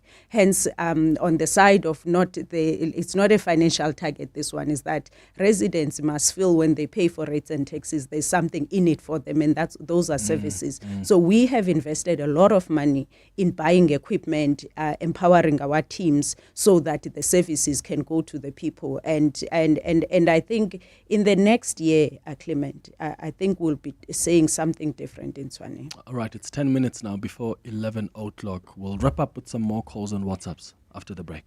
It took time to create the life you've built. Every milestone, every moment, you've earned it. Indra takes the time to understand what's priceless to you, tailoring insurance to match a life of distinction. True peace of mind comes from knowing that everything you've worked for is insured with precision. It starts with a conversation. It starts with helloindra.co.za. Indra Risk Services is an authorized financial services provider. To walk the talk is to turn words into meaningful actions. And it's what we at 702 are committed to doing every day. We're also committed to following the rules set out by the Broadcasting Complaints Commission's Code of Conduct to give you balanced programming, fair comment, and accurate news. But if we stumble along the way and you feel we're not living up to the code, let us know on comment@702.co.za. And if after that you're still not happy, you can direct your complaint in writing to the Broadcasting Complaints Commission, PO Box 412365, Craig Hall 2024. For more, visit bccsa.co.za. Every small business owner knows that you gotta dream big to achieve even bigger. And Nedbank Business Ignite on 702 understands that it takes guts and determination to show up for your customers and expand your business and your bottom line. That's why we're looking for all the SMEs of Gauteng that dare to reinvent, expand, and make things up. You could win 200,000 Rand in cash or a 200,000 Rand advertising package to help you chase your small business dream. So if you're a small business that dares to disrupt the industry, enter now on igniteyourbusiness.co.za for Nedbank Business Ignite on 702. T's and C's apply. Nedbank, an authorized FSP and registered credit provider. You're with Clement Manyathela. 702. 8 minutes now before 11 o'clock. We are just about to wrap up our conversation with Dr. Nasiphi Moya, who's the executive mayor of the city of Tshwane. Let's go to your WhatsApps on 072 702 on 702. Good morning, Clems. Season Kuchana from Standard. Clement, I want to ask the mayor about the issue of Soshanguve, power cuts and power failures. What's the plan around that? Because they've been having a runaround pertaining to that, and residents of Soshanguve have been up in arms, crying for Ugesi all the way. So what is the problem and what is the plan to mitigate against the challenges of power cuts and power failures of Soshanguve? Thank you, Clement. Thank you. We were struggling with our substation called IA substation. We have upgraded it. We started, I think, December or January, and we finished end of March with the upgrades. The line to DD Soshanguve is stable. The line to BP now is also stable. We are done with the reticulation. The area that is still very much a problem is the Jukulane area, and it's because of the overload, illegal connections that are loading the system. So the upgrades that have started in the Jukulane line as well. And the problem, in all honesty, is the load on the system when it comes to Jukulane, in addition to, obviously, because of theft and vandalism that has happened in that area. And Jukulane is one of those areas that is even difficult to service, because you need an army for technicians to go in that area. So for us with Soshanguve, at the moment we can resolve the Jukulane, which is the last part of this upgrade. Soshanguve should be fine. I know that the gentleman may have heard a lot about DD and BP 2 months ago. No, that's no longer the issue anymore in Soshanguve. Good morning, Clement. Can you please ask the mayor about the lack of service delivery in the Hermannstad area? There is no bylaw enforcement. Street lights are not working. The main street, Van der Hof Road, has not had its lights in the past 5 years. Thank you. My name is Mr. Maswime. I stay in Hermannstad. Thank you. Thank you. It's these calls that there's no excuse then to just go to the team and say, Hermannstad, what's the issue? Why don't you prioritize? I think it's that. Yeah. I can't stand it. I can sit here and say, no, there's an excuse why the lights have not been working for 5 years. But it's a matter of us now just getting the teams to work all the areas. Yeah. Good morning, Clement, and to the mayor. I just want to thank you and commend you for the wonderful work that you are doing in the city. But I do have a problem. I'm a resident at Montana Manor around Klepan Road near the Vonnerboom Airport. Every time we have bad weather, we always get power outages, and they are such an inconvenience. This has been happening for such a long time, and I would like the mayor to please intervene in this matter, because it's really, really, really an inconvenience to all the residents in Tshwane. I'm Sharon from Montana. Thank you. Thank you, Sharon. Yeah, so the problem there is that we've got is it called the overlines? That's the problem there, that there's water, it's a wetland, and we try to get approval to get it underground.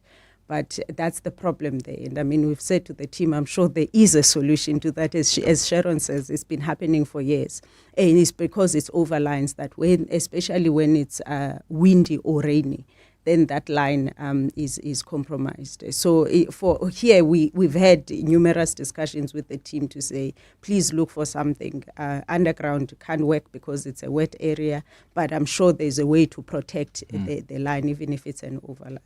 All right, another one says, Clement, can you ask the mayor, when will she reinstate the employees who were fired in 2023 but were successful at the labor court to be reinstated? It is very difficult for us sitting at home with a court order saying we must return to work, but the city is doing nothing about it. That's a message from Thandi.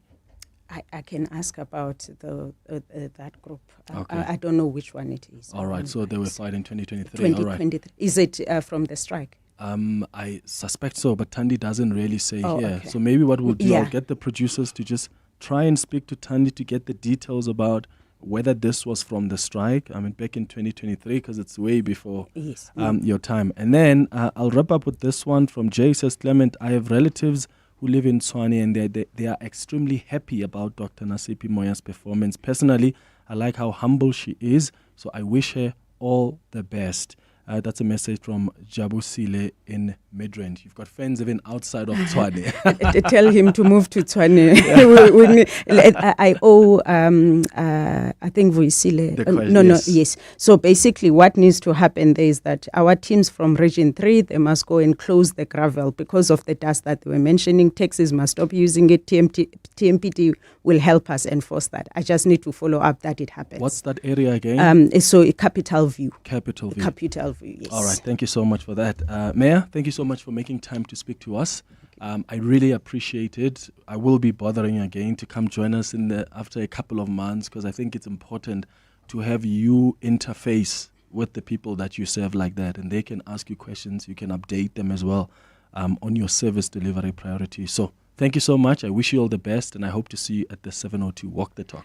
I will be there. I was asking, where's my invite? Or else you'll find me blocking all the roads there if I don't get it. But I need to say, Clement, I want us to get to a point where with the residents, they feel like they can ask about other things other than service delivery. One of the drives that we're on now is on economic growth. But I understand that we're still stuck on these basics and it's difficult to move them. So in a few months' time, I really hope that residents would say at least the services are being taken care of. Now they can engage on other things that affect them. Of course. I hope that can be the next focus of our conversation when you come back. All right, I'm going to make sure your invite is with you before you even leave this building. Or else you are blocked. Or else, how are we going to walk there in the city of Tshwane? No, thank you so much. It's a minute before 11. If it ain't broke, don't fix it, they say. But my toaster isn't broken exactly. It just lands my toast on the kitchen floor. You see, some things only kinda never work. Like a financial plan based on generic advice. That's why Momentum accredited financial advisors take the time to understand you and only then apply their expertise. Advice meets your context. Momentum, your journey to success. Momentum is part of Momentum Group Limited, an authorized financial services and registered credit provider. Mbali's selfie game just went from this to this.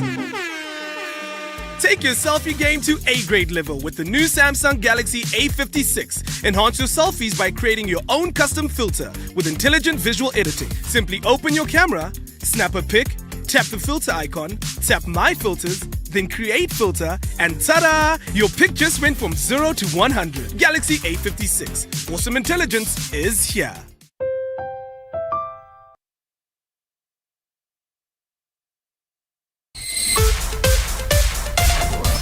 This is EWN. Good morning, I'm Sfiso Zulu. 5 people have been killed in a car crash on the N2 between Clement and Brackfontein in the Eastern Cape this morning. The driver of a minibus taxi swerved to avoid a fallen tree blocking the highway and he lost control of the vehicle. Eastern Cape Transport Department spokesperson Nasiphi Moya. The adverse weather conditions experienced all across the Eastern Cape have had a hand in this accident. He, along with a female passenger, escaped with injuries and have been rushed to hospital. We're calling on road users to be extra vigilant, extra careful under these conditions. A cold front has brought snow, freezing temperatures and power cuts in most parts of the country as the inclement weather persists. Dozens of people were stuck in their cars and trucks overnight in the Eastern Cape on the N10 because of rain and an accident that took many hours to clear. This morning, authorities in KwaZulu-Natal have closed the N2 in Kokstad due to snowfall. Meanwhile, Joburg residents are being urged to use electricity sparingly and continue to avoid using hazardous material.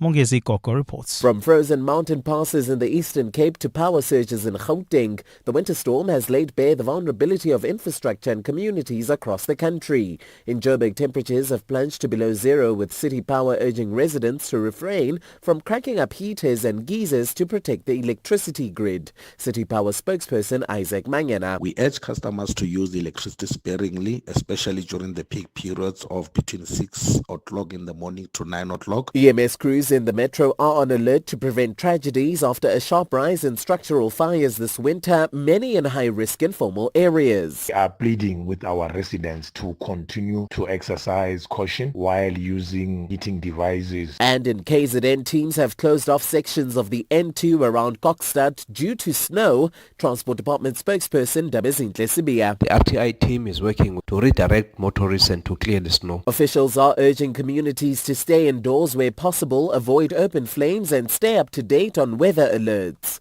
Mongezi Koko, Eyewitness News. Joburg and Tshwane mayors have assured residents they won't splurge the city's budgets on G20 events as officials secure at least 2 million rand in funding for a series of meetings.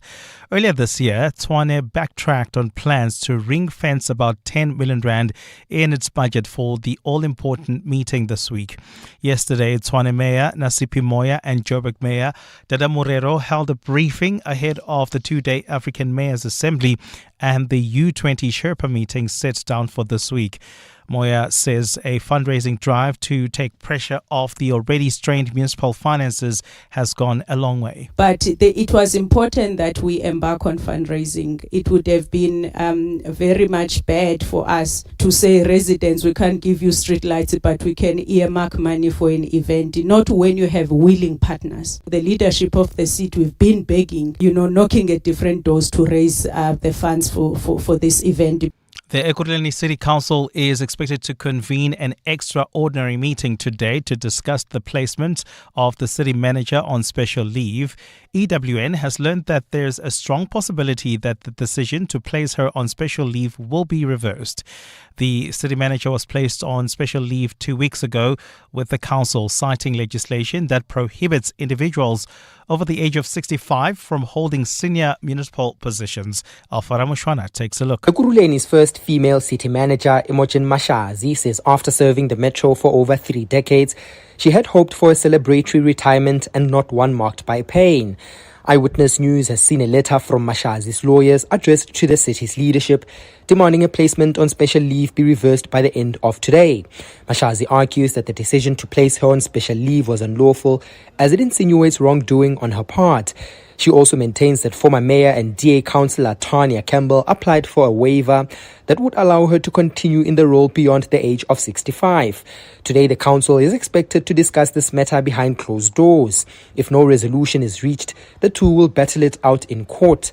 Alfa Ramshwana, Eyewitness News. And the Israeli Navy has attacked docks in Yemen's rebel-held port city of Hodeida, likely damaging facilities that are key to aid shipments to the war-ravaged nation.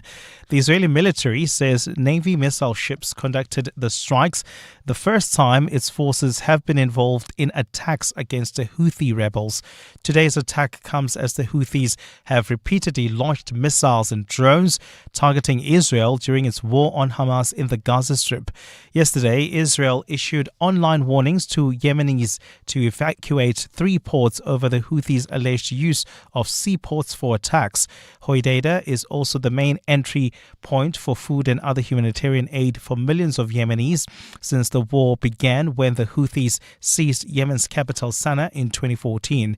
The Houthis have been launching persistent missile and drone attacks against commercial and military ships in the region in what the group's leadership has described as an effort to end Israel's offensive in Gaza. Gold is trading at $3,331.17 an ounce. The rand is at 17.77 to the dollar, 23.94 to the pound, 20.25 to the euro. Brent crude oil is at $67.12 a barrel. Well, traffic is looking pretty good at this hour. No serious accidents or major delays have been reported on our highways. Just look out for those faulty traffic lights, though. In the Bryanston area at Winnie Mandela Drive and Sloan, traffic lights also not working. In Alex, that's at Marlborough Drive and Far East Bank. However, in the Pretoria area, that's in the Ferry Glen area, I see delays on Solomon Mahlangu approaching Atterbury. A cloudy day in store for Gauteng with isolated showers. The temperatures will peak at highs between 12 and 15 degrees. The top story in EWN this hour: 5 people have been killed in a car crash on the N2 between Cintsa and Brakfontein in the Eastern Cape. EWN, in touch, in tune, and independent.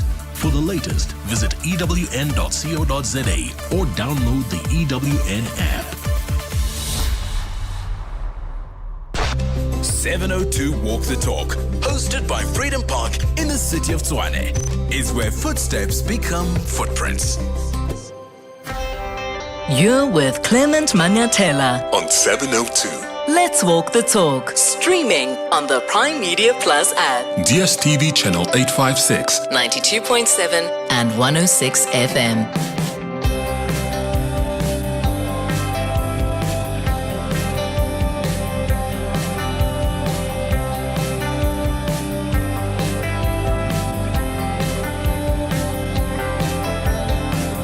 8 minutes after 11 o'clock. Dumelang, Sanbonani, Goeiemorgen. Welcome to the third and final hour of the Clement Manyathela Show. Thank you for staying with us here on 702. Time now for our World of Work feature. 702. World of Work. On our World of Work feature today, I want us to really focus some attention on this issue of underemployment.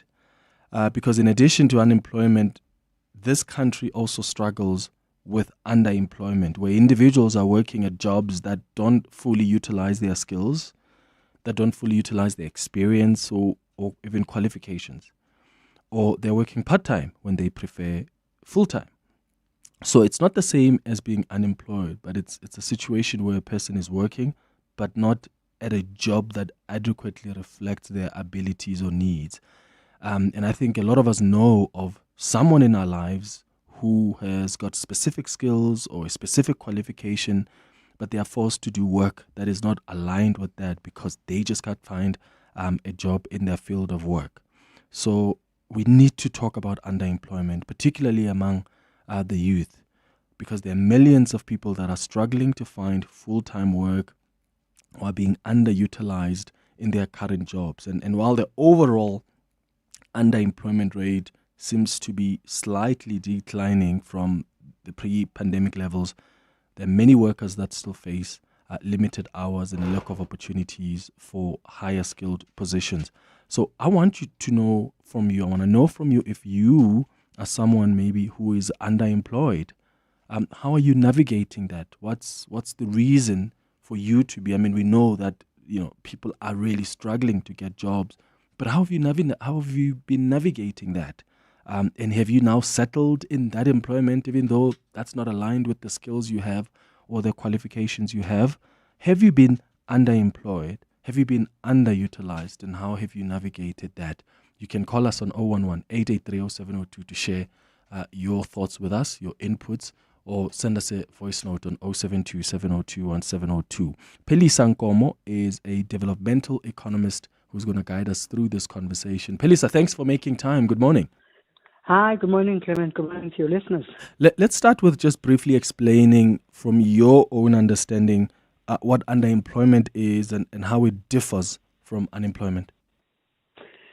Firstly, I just want to say that this is such an important conversation in South Africa. Not that unemployment is not. I think our focus has always been on unemployment, which is people who don't have access to work opportunities, who don't earn an income. Underemployment, in simple terms, it's when people either have occupied a job unto which it does not use fully their skills, nor they are misplaced. So a simple example, a young person studies to be a biochemistry specialist, and then they become a receptionist. That's underemployment, right? Mm-hmm. Firstly, they're not only misplaced in as far as what they studied for, but also they are completely doing something that's completely different, so they are underutilized. The income they earn is lower, but also it means that intellectually, society is not able to draw the dividend that it had invested in her while she was studying the science, right? Because for every young person who enters a schoolroom, that's a social investment. So all of us, through either it's through a tax or from a family perspective, you support, etc. So in every young person who goes to school, there's a point where society must be able to draw its dividends. So if you then experience higher underemployment, so it would mean that society is actually not getting what it invested onto in the individuals. So in the South African context, you have underemployment in different sectors. I mean, the highest sector, in fact, you have agriculture, manufacturing sector, and the transport sector. And of course, it changes, and it changes because it's influenced by the dynamics at a sectoral level. And in fact, this is actually a norm across the African continent. And thirdly, because we've not been able to grow strong economies a lot more robustly, particularly the small, medium enterprises. In fact, some people that are actually underemployed in South Africa in the informal sector. Someone starting to become a teacher, and then they find themselves selling tomatoes and onions, right? You know, someone else has started to be in transport logistics, and then, you know, they find themselves becoming an administrator. So, and the longer we take to deal with what we call structural challenges in the economy, you get a lot more people who are then underemployed, including those who are actually completely out of work. I mean, the data shows that above 60% of young people are socially and economically lead unproductive life, meaning as we speak, they're bursting in the sun or in the cold, right? And so when you look at the data, so a combination there is that some have dropped out, right? But also some of them actually qualified and have been looking for opportunities. But because the structural transformation in our economy has actually came to a standstill, I can't even say it's slow because we've been talking this language for the last 30 years. Our economy has been growing at less than 2% literally in the last 10 years. So that's a strong indication that economic stagnation will lead into two parallel things. One, the underemployment, and then as well as the unemployment. So how prevalent is it, this underemployment? I mean, and how have the figures changed in recent years? Well, I mean, as I said, that it is prevalent, but it's also influenced by dynamics of different sectors, right? So, for instance, data shows that we, as of 2021-2022, we're sitting at 5.5% of the underemployment. But of course, what is happening in South Africa? We are measuring time-related underemployment instead of underemployment, and I know that has to do with the fact that because we experience so much high unemployment, I suppose the stats essay has not really begun to dive down and actually say, if you are actually employed, Clement, what did you study for, right? So you are now at 702, but what did you study for at university? Did you actually study journalism, or you studied construction built environment, or you were meant to be in the built environment. So the data only shows people who are part-time. So in essence, people who would be wanting to work longer, let's say, 8 to 9 hour shifts, but they can't. They just work for 5 hours, right? That's what we're measuring. So that's the data that is available. But overall, in terms of the economy, we're sitting at 4.5%. And part of it is that when you look at that number, it might appear very small, right? And that's why I'm making an emphasis that what we're measuring, we're only measuring part-time work. We are not measuring people who are currently sitting behind the desk, but haven't studied for something else, but actually doing something else. Now, there's something else as well, obviously. We must also make a distinction. There are people who have been mobile in their careers, right, by choice. Because that's another thing as well, is that where people would have studied science, but also they realize that, no, actually, you know what, I actually like engineering, right? We've seen, for instance, in South Africa in the last decade, people leaving the financial service sector, going into philanthropic activities. Those ones, they're living by choice because they felt that, look, I've accumulated sufficient capital, I want to just diversify and move on. I mean, I met someone recently who was a herbalist. He's moved now completely into computer science. So those are the people that you don't classify as an underemployment. Because that's voluntary, right? But what are some of the root causes of underemployment? What do you think are some of the key driving forces? Because I often wonder if there's a mismatch between the skills that people are getting, the qualifications being produced by universities, these careers people are studying for, and of course what the labor market, the job market is in demand of. What has been your assessment? No, the basic issue is availability of work. That's the first issue, right? Now, availability of work is linked to the state of the economy. So if you have sectors of the economy whose industrial output, particularly manufacturing sector, because it's such a strategic sector, I mean, it's really the belly of any country's economy. So amongst the key things it does is that it absorbs more workers. It absorbs semi-skilled workers. It absorbs unskilled. It absorbs highly skilled workers and extremely technical. So it's probably one sector, unlike primary sector. Primary sector really looks at primary production, and sometimes their requirement for skills are actually quite limited, and as well as even tertiary sector. So one of the key things that South Africa has experienced, I mean, even this was pre-1994, I think also even globally, since 1973 when we had the oil crisis, countries started experiencing deindustrialization.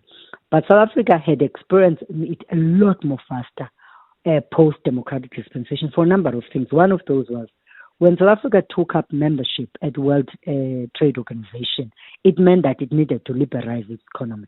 It was liberalizing its economy on the back of several things. So the first one was that we only had 6 to 8% of citizens who were exposed in true economy, which is in this context, it was white people.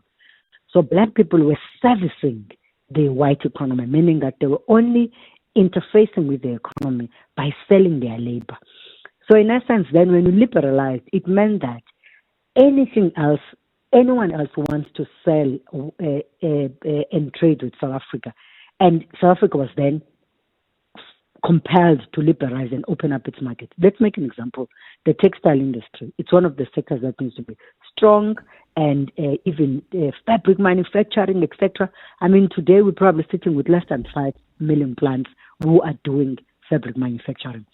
So I'm giving this history because it's important to understand that trade liberalization also meant that people who wanted post-democratic dispensation, who wanted to start infant industries, could not get support from the state because the rules of a World Trade Organization is that you can't do import substitution by supporting infant industries, right? It also then meant that South Africa now was not only vulnerable, but its industrial capacity was actually dwindling because you have so many goods that are coming through. In fact, data shows, Clement, to date, that our industrial output as a country has declined from 44% in 1994 to 19%. And in simple terms, it says that almost 81% of the things that we consume in this economy are coming from outside. So then there's then a natural link now between the economic performance, our industrial output, underemployment, and unemployment. So we've just had increased now unemployment. So, and obviously it means that once the economy still grows at 1%, firms are compelled to restructure, but also it means that the small, medium enterprises are completely exiting out because they're struggling. They have no access to markets. And then it means that obviously from an industrial development perspective, then the state needs to go into the drawing board. Of course, in our case, we've even had now, the knock from the tariff issues from the US, right?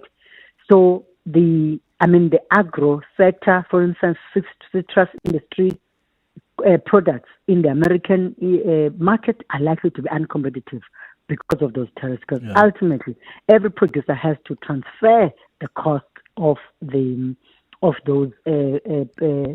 tariffs to the consumer. Yeah, got it. It's 21 minutes now after 11 o'clock. I'm going to take a quick break. When we come back, I'd like to hear from our listeners as well, Pelisa, to share their experiences with us. Are you underemployed? Do you have skills that you have or a qualification you have, but the job you're currently doing doesn't align with that? And as Pelisa said, we're not talking here about voluntary decisions, like where you've just decided, I want to move to a new industry. We're talking about people who are compelled to start doing certain jobs because they are just not being absorbed in the industry where they can utilize their skills efficiently. Give us a call or send us a WhatsApp voice note on 072 702 1702. John Perlman. Weekday afternoons, 3 to 6. How do we teach young people about entrepreneurship? Is this something you can do in schools? Sean Fuchs is the CEO and founder of Centennial Schools. My concern is always that if it becomes too academic, it's a waste of time. It has to be real world and it has to be practical. And the moment we just allow academics to develop a curriculum around this where we want to assess what do they know, how do we test it, then you're actually wasting your time. And you really need to think completely differently. John Perlman. 3 to 6 on 702. Time to review my favorite employee, my FNB Gold business account. You give me thousands of potential customers by listing my business on NAV Marketplace and access to Guard Me, a bodyguard for cash drops, locking up. No other card does this. If you weren't a bank card, I'd give you a raise. The FNB Gold business account. No other card works harder for your business because your safety is worth it. FNB, help changes everything. T's and C's apply. FNB, a division of First Rand Bank Limited, an authorized FSP and credit provider. Dreaming of your next getaway? Whether it's a sun-soaked beach escape, adventure-packed tour, or luxury cruise, Flight Centre is your go-to for travel. From flights and hotels to tours and cruises, we've got it all. Plus travel insurance for peace of mind. If you want the best deals, you can save more by taking advantage of our Bundle Plus Save offer. Plan your trip today at your nearest Flight Centre store or visit flightcentre.co.za. Flight Centre, your centre for travel. Timber, have you filed your business tax return? Joe, with My Way Business Insurance, I get My Business Assist, which gives me loads of benefits. They assist in filing my taxes, so no long queues. Plus, I get tender notifications, marketing services, and more to help me elevate my hustle. They do what? Yeah, bo. Thanks to My Way, now I have time to focus on the real deal, which is growing my business. Move to My Way Business Insurance today and get covered to do business your way. Visit myway.co.za for a quote. My Business Assist is a value-added product. My Way is a licensed non-life insurer and FSP. T's and C's apply. Some walks are just for exercise, others for leisure. But this walk is for something greater. It's team building. This July, you won't just take a step, you'll take a stand. You'll walk through history. You'll walk with it. On Sunday, 27 July, the 702 Walk the Talk, hosted by Freedom Park in the city of Tshwane, returns. It's a route that winds through the heart and soul of our capital city. From the sacred grounds of Freedom Park to the powerful steps of the Union buildings. Choose the 8-kilometer for those walking strong, the 6.7 kilometer in honor of Mandela Month, or the 4-kilometer for families and first-timers. Entries are 360 Rand for adults, 200 Rand for children under 12. Enter now on primemediaplus.com. 702 Walk the Talk, hosted by Freedom Park in the city of Tshwane, is where footsteps become footprints. 702. World of Work. 25 minutes after 11 o'clock, we are discussing underemployment on our World of Work feature this morning. Let's go to your WhatsApps on 0727021702. Sure, Clement. This is Tabang from Midlands. Clement, I find myself driving a taxi, yet I'm a journalist. I've been trying to get something, even if it's freelancing, but I can't because of this unemployment and lack of job opportunities.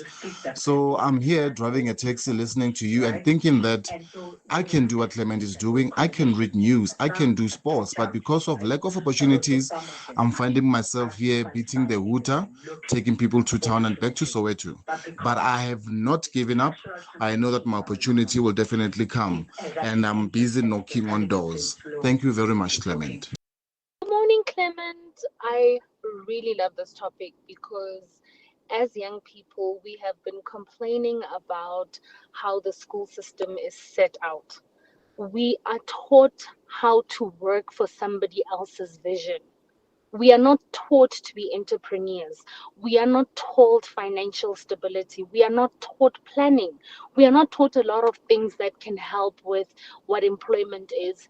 We were having this discussion a few days ago with some of my friends, and we're saying it's so funny how we used to tease people that would go to the technicon or the technical, where people invest in actually learning how to do the job, versus us going to universities and these varsity private colleges where we are taught theory.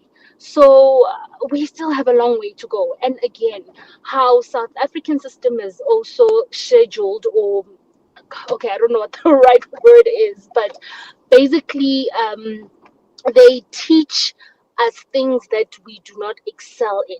We are an agricultural country, but they still push maths and science. That is wild and crazy for me. Prudence from Campton Park. Good morning. I just wanted to throw in the span in the works that the environment of work is going to change dramatically in the next 2 to 3 years, and a lot of people should just kid themselves with the mentality of being self-employed. People are going to be trading amongst each other, and as a result, the skills that they may have gathered over the years or in tertiary or TV colleges and so on have to then be utilized by the individual. The idea of just being employed is going to soon be a thing of the past. A lot of companies are gearing up to minimize the need for human labor. They'll be using AI and robotics.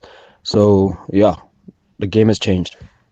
Yeah, absolutely. Mampele says, Clement, I hold a financial management N6, but I'm a petrol attendant. Another one says, Clement, I'm a project manager across all sectors by profession. After getting retrenched, I cannot get back into doing my forte. I have had to learn other areas, and I'm now a project coordinator, earning a third of what I would earn as a project manager. This affects us single moms in the worst way. You're either too educated or undereducated, and this country is stagnating our lives in such a bad way. Pelisa, what is it that we can do? Because I mean, I don't know if policy changes or other interventions could actually help us, because for as long as you said, if the economy continues to be stagnant and it's not growing at the rate it should for us to be producing jobs for the many millions of people that need them, then I don't know what we could do. Or maybe we could draw examples from, maybe there are international models or examples that our country could look to for some inspiration. Mm-hmm.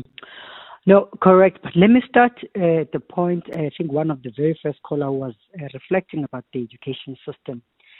She's absolutely correct, because one of the basic issues that we've not been able to grasp, particularly from a public planning or public governance perspective, is the interlinkages between our allocation of resources for education and the economy. Because the education is actually foundational work, and the participation in the economy is an enabler. So it means that if the quality of education that is provided in society is that even the very economy that's meant to be enabler is not going to be able to enable people to lead their lives, because it's either not going to absorb them because whatever skill they have is not demanded. So there's going to be supply and demand. There's a supply and demand issue.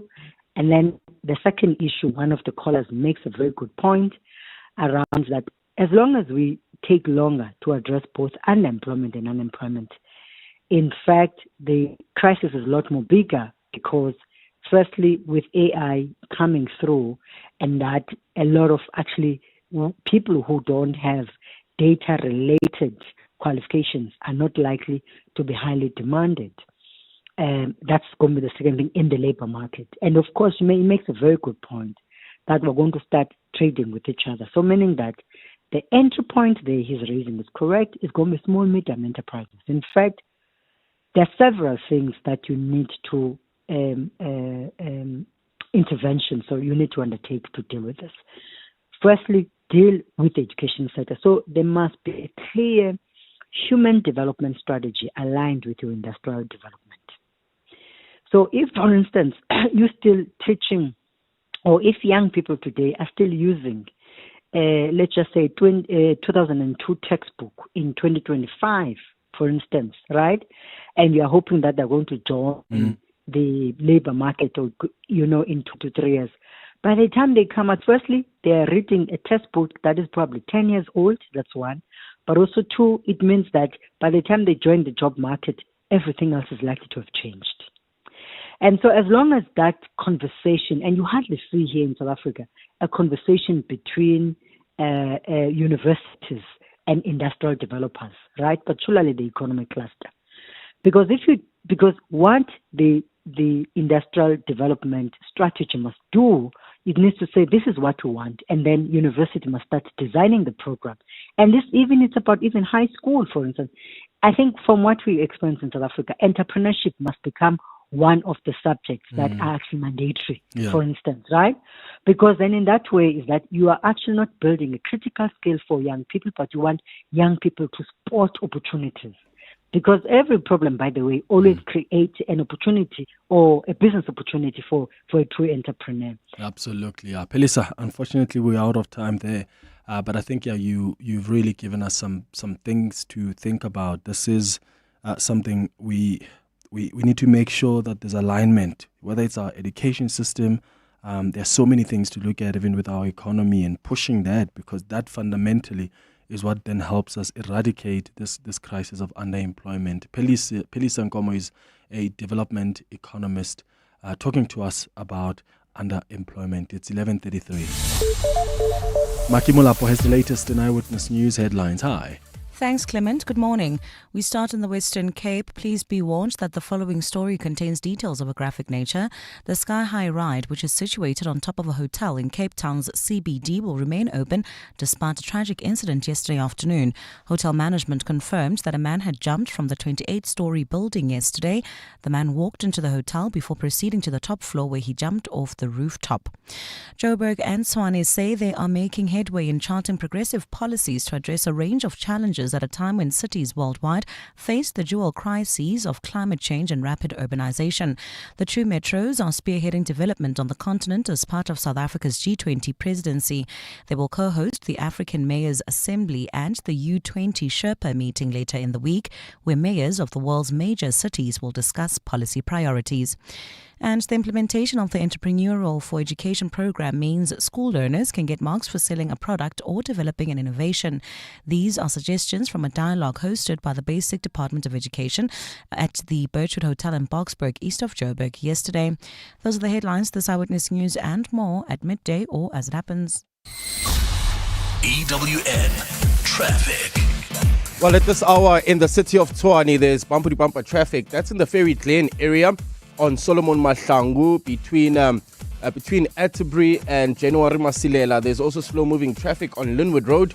That's approaching the N1. Leaving the Joburg CBD, there's bumper-to-bumper traffic on Main Reef Road. That's between Anderson and Nasrick Road. Also, slow-moving traffic approaching the intersection of Marlborough Drive and Far East Bank in the Alexandra area due to faulty traffic lights. Traffic lights also still not working in the Rand Park Ridge at Bayers Nodia in the N1, as well as in Midrand at Olifantsfontein Road and the N1. If you come across any other traffic issues, please SMS us on 31702. We are also on X at EWN Traffic.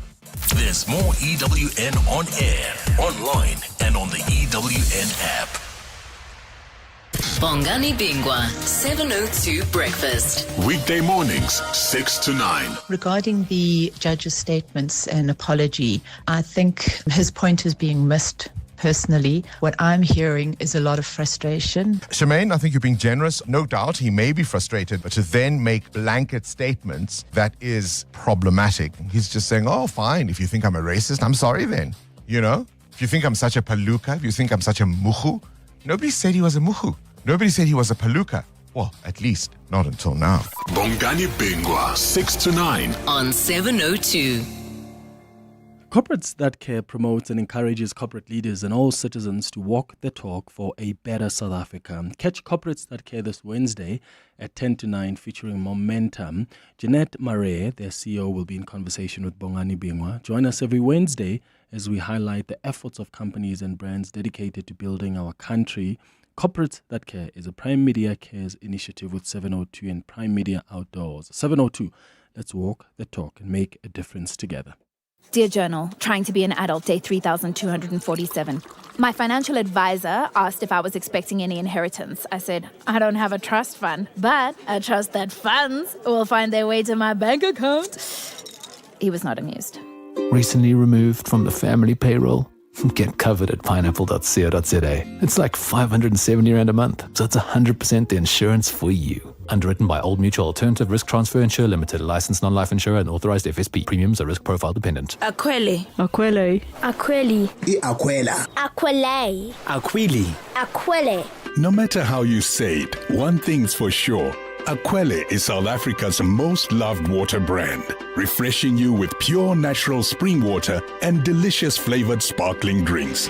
From every sip to every smile, thank you Mzansi for making Aquele a part of your everyday moments. Aquele, spreading joy to South Africa naturally. Every small business owner knows that you gotta dream big to achieve even bigger. And Nedbank Business Ignite on 702 understands that it takes guts and determination to show up for your customers and expand your business and your bottom line. That's why we're looking for all SMEs of Gauteng that dare to reinvent, expand, and shake things up. You could win 200,000 Rand in cash and a 200,000 Rand advertising package to help you chase your small business dreams. So if you're a small business that dares to disrupt the industry, you can enter now on igniteyourbusiness.co.za for the Nedbank Business Ignite on 702. T's and C's apply. Nedbank, an authorized FSP and registered credit provider. 702. Health and wellness. 22 minutes before 11 o'clock now, and it means it's time for our health and wellness feature. And today we are doing part 2 of our conversation about hormones. Remember, a few weeks ago we had a conversation about hormonal imbalances and how they affect us. The last time we defined hormones and why they are important for our bodies. So we have established that hormones play a crucial role in regulating many essential functions in the body, from metabolism and mood to growth and reproductive health. So when these chemical messengers, so to speak, become imbalanced, a wide range of symptoms can occur. Some people feel fatigue. There's weight changes, mood swings, fertility issues. So we get affected so much in different ways as a result of hormonal imbalances. And I want to know if you're struggling with some hormonal imbalances. What have you done about it? How are you dealing with it? You can give us a call to join this chat or send us a WhatsApp voice note on 0727021702. Today we've invited Dr. Kasturi Mudli, who is an obstetrician and gynecologist, joining us on the line. Dr. Mudli, thank you for making time for us. Good morning. Hi, good morning. No problem. So when we talk about hormonal imbalances, which signs or even patterns should patients often really focus on that sort of suggest one may be dealing with hormonal imbalance? I think before one even gets there, it's very, very important for women to understand that hormones that contribute to essentially their menstrual cycle, normal balanced hormones can result in a lot of symptoms from the start to the end of the menstrual cycle. So symptoms that are experienced by an individual need not necessarily be an imbalance. So that's the first thing that we must just get out of the way before we actually talk about an imbalance. And often symptoms that women would experience, your typical mood swings, discomfort, gut changes, etc., they can all be part and parcel of a normal physiological process that is happening, which can sometimes be confused for an imbalance in the body. So that's quite important to highlight at the outset. Mm-hmm. But when we talk about imbalances, unfortunately, that can happen at any time in our life, from the time our menstrual cycle actually starts all the way up until it ends at menopause. And the reason for that is because the hormones that bring about the menstrual cycle, those hormones in the brain that communicate with the ovary, that communicate with the uterus, they don't function isolated in the female body. They are interlinked with other hormones in the brain that then have a ripple effect on other organ systems, etc., as well as whatever is going on in our lives. From a stress perspective, from a lifestyle perspective, they all interplay with these hormones, which can then result in an imbalance and which can then result in certain symptoms that women present with. So regarding the symptoms, though, when you look at irregular cycles, fatigue, mood changes, how do you then distinguish between those caused by hormonal issues versus maybe those caused by other conditions?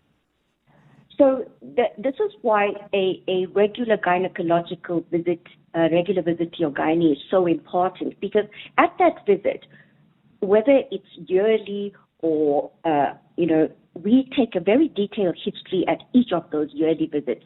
That history in terms of your menstrual cycle, any changes that have happened, the age at which you're at, your medical history, your surgical history, what is going on in your life as far as lifestyle, any major changes, they all contribute significantly to, even before we do an examination, as a medical practitioner, we already in our minds can have a provisional diagnosis as to whether this is a menstrual cycle hormonal imbalance or whether this could be something else.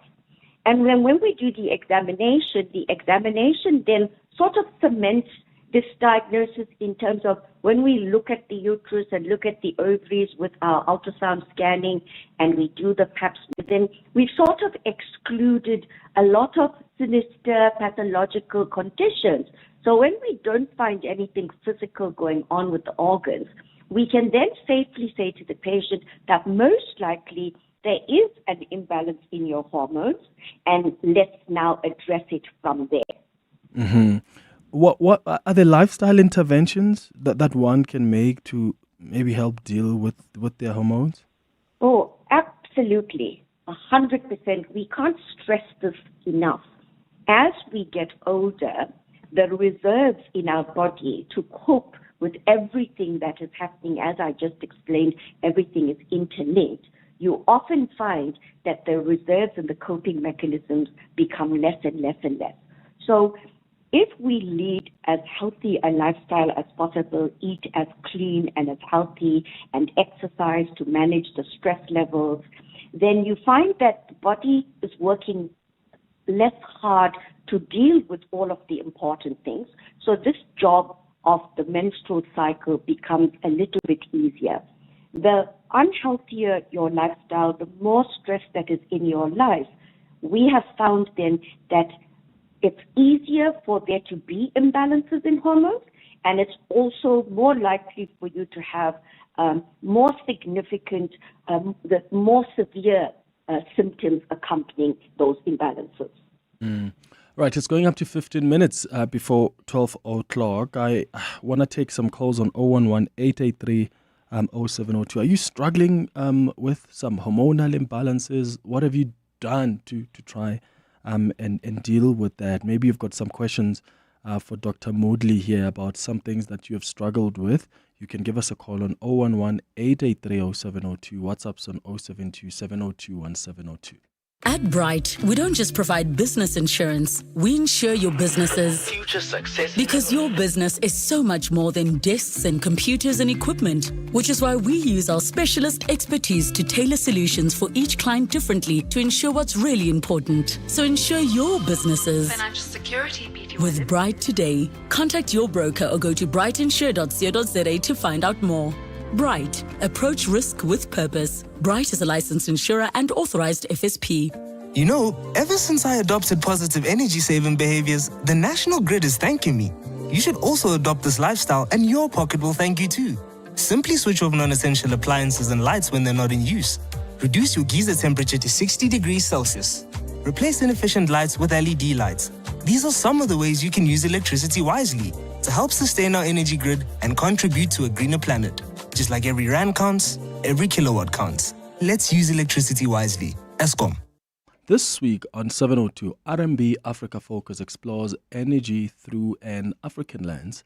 And you can join award-winning journalist Crystal Odison as she unpacks the realities of Africa's just transition and how the continent is forging its own path towards an inclusive energy future. It's a conversation about access, about equity and opportunity, powered by insights from RMB experts. Don't miss RMB Africa Focus on 702 with John Pellman on Thursday. RMB is a proud sponsor of B20, a leading African corporate and investment bank.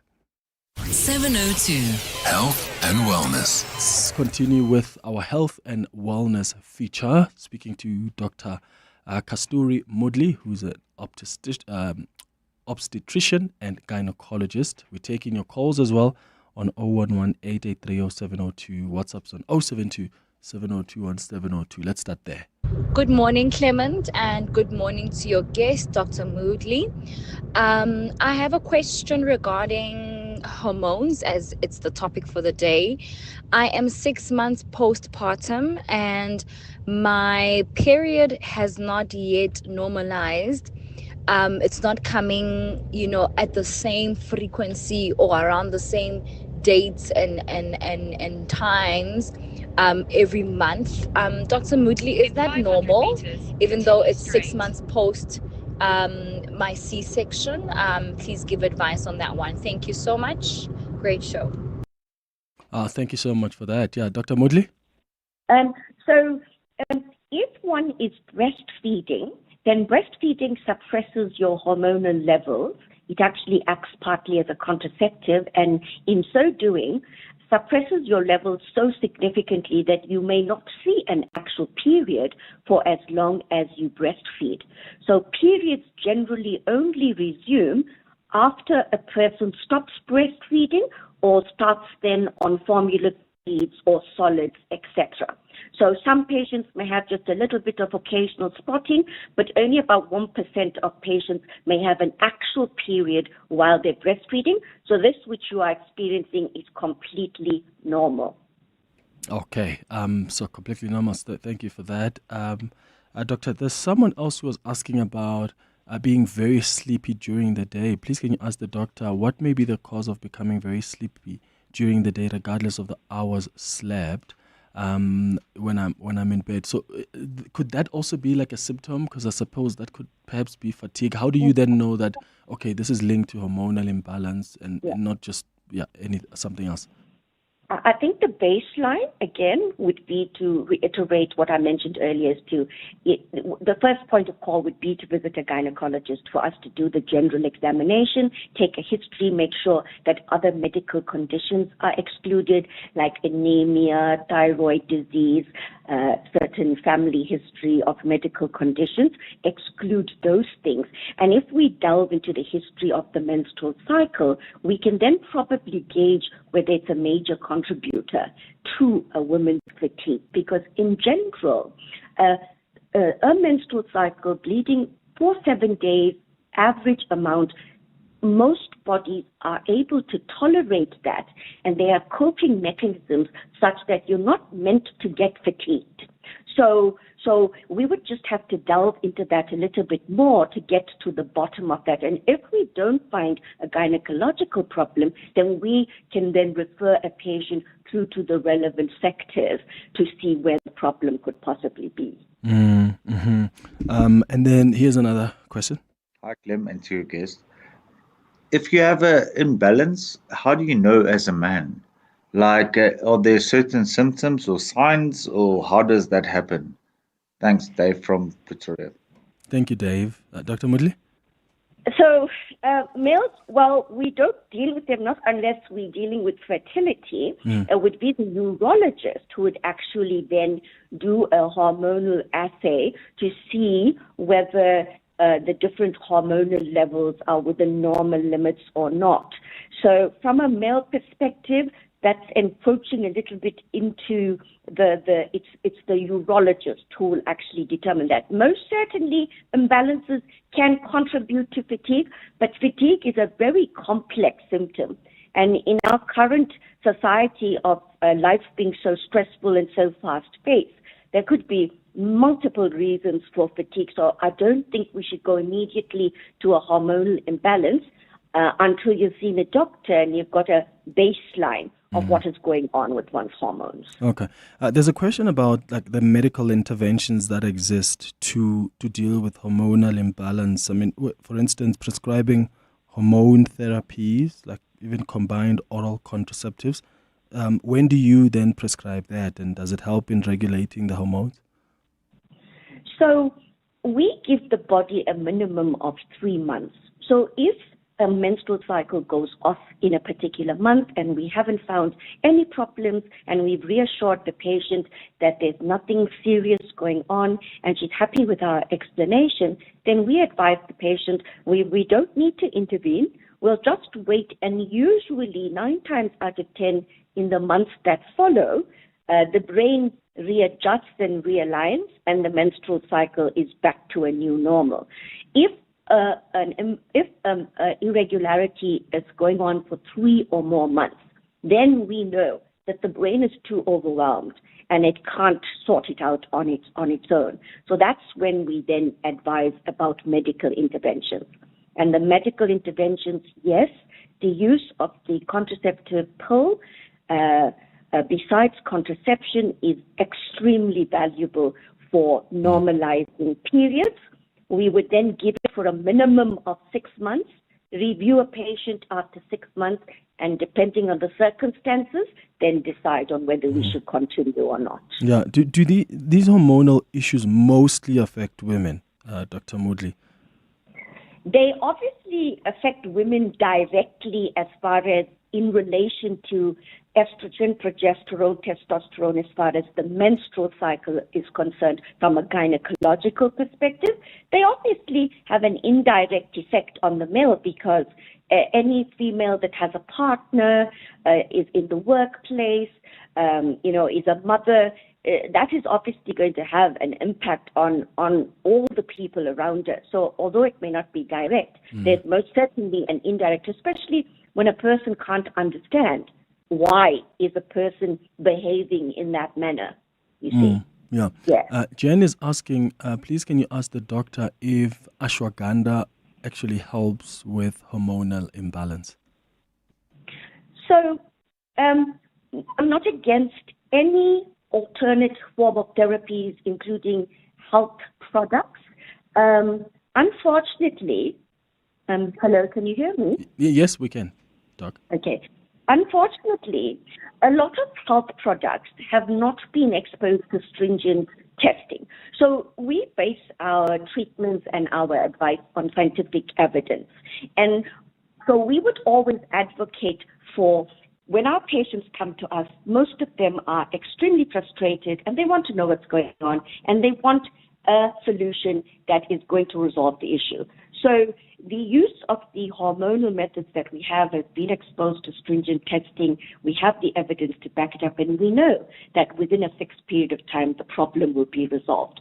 So when patients say, can I use something else? You can, but I can't guarantee whether it may or may not work and whether it's just a placebo effect or not. It's very variable from patient to patient. Okay. Another message here says, for the past 2 months, my period has been prolonged for about 2 to 3 weeks. I'm currently on the Evra patch. I've been on it for a few years now, and I've never experienced this. That's a question there from Sweetness. Is that something to do? Yeah. So the age of the patient would be very important. And again, what all is going on in the patient's life, anything major as far as medical, surgical, and lifestyle. But the age is of particular importance because in as much as we may be on a particular agent for a particular reason, contraception, as we get older, our body adjusts to an agent, and there does come a point where maybe it adjusts too well, maybe a change is needed, maybe the patches are not being applied correctly, maybe they are peeling off the body, so the absorption is not, but a lot of factors can contribute. So my advice would be she must go and see her gynecologist and discuss, and then they can go through all the different reasons for why she's currently having this irregular bleeding. Okay. Thank you so much for that, Dr. Kasturi Mudli. Really appreciate your time. She's a gynecologist, obstetrician, just guiding us through this chat about hormonal imbalances and what you need to be aware of. It's going up to 3 minutes now before 12.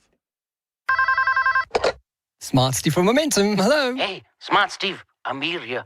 Listen, man, I got a problem, right? Okay. My little princess is turning 18, and now she's got a license and a boyfriend. And you know what these roads and young boys are like at night. Y'all check. So you're worried about her safety. Just add it to the Momentum app so she can access help 24/7 with Momentum's safety alert. Is that the emergency response version of Curry in a Hurry? Listen, man, Steve.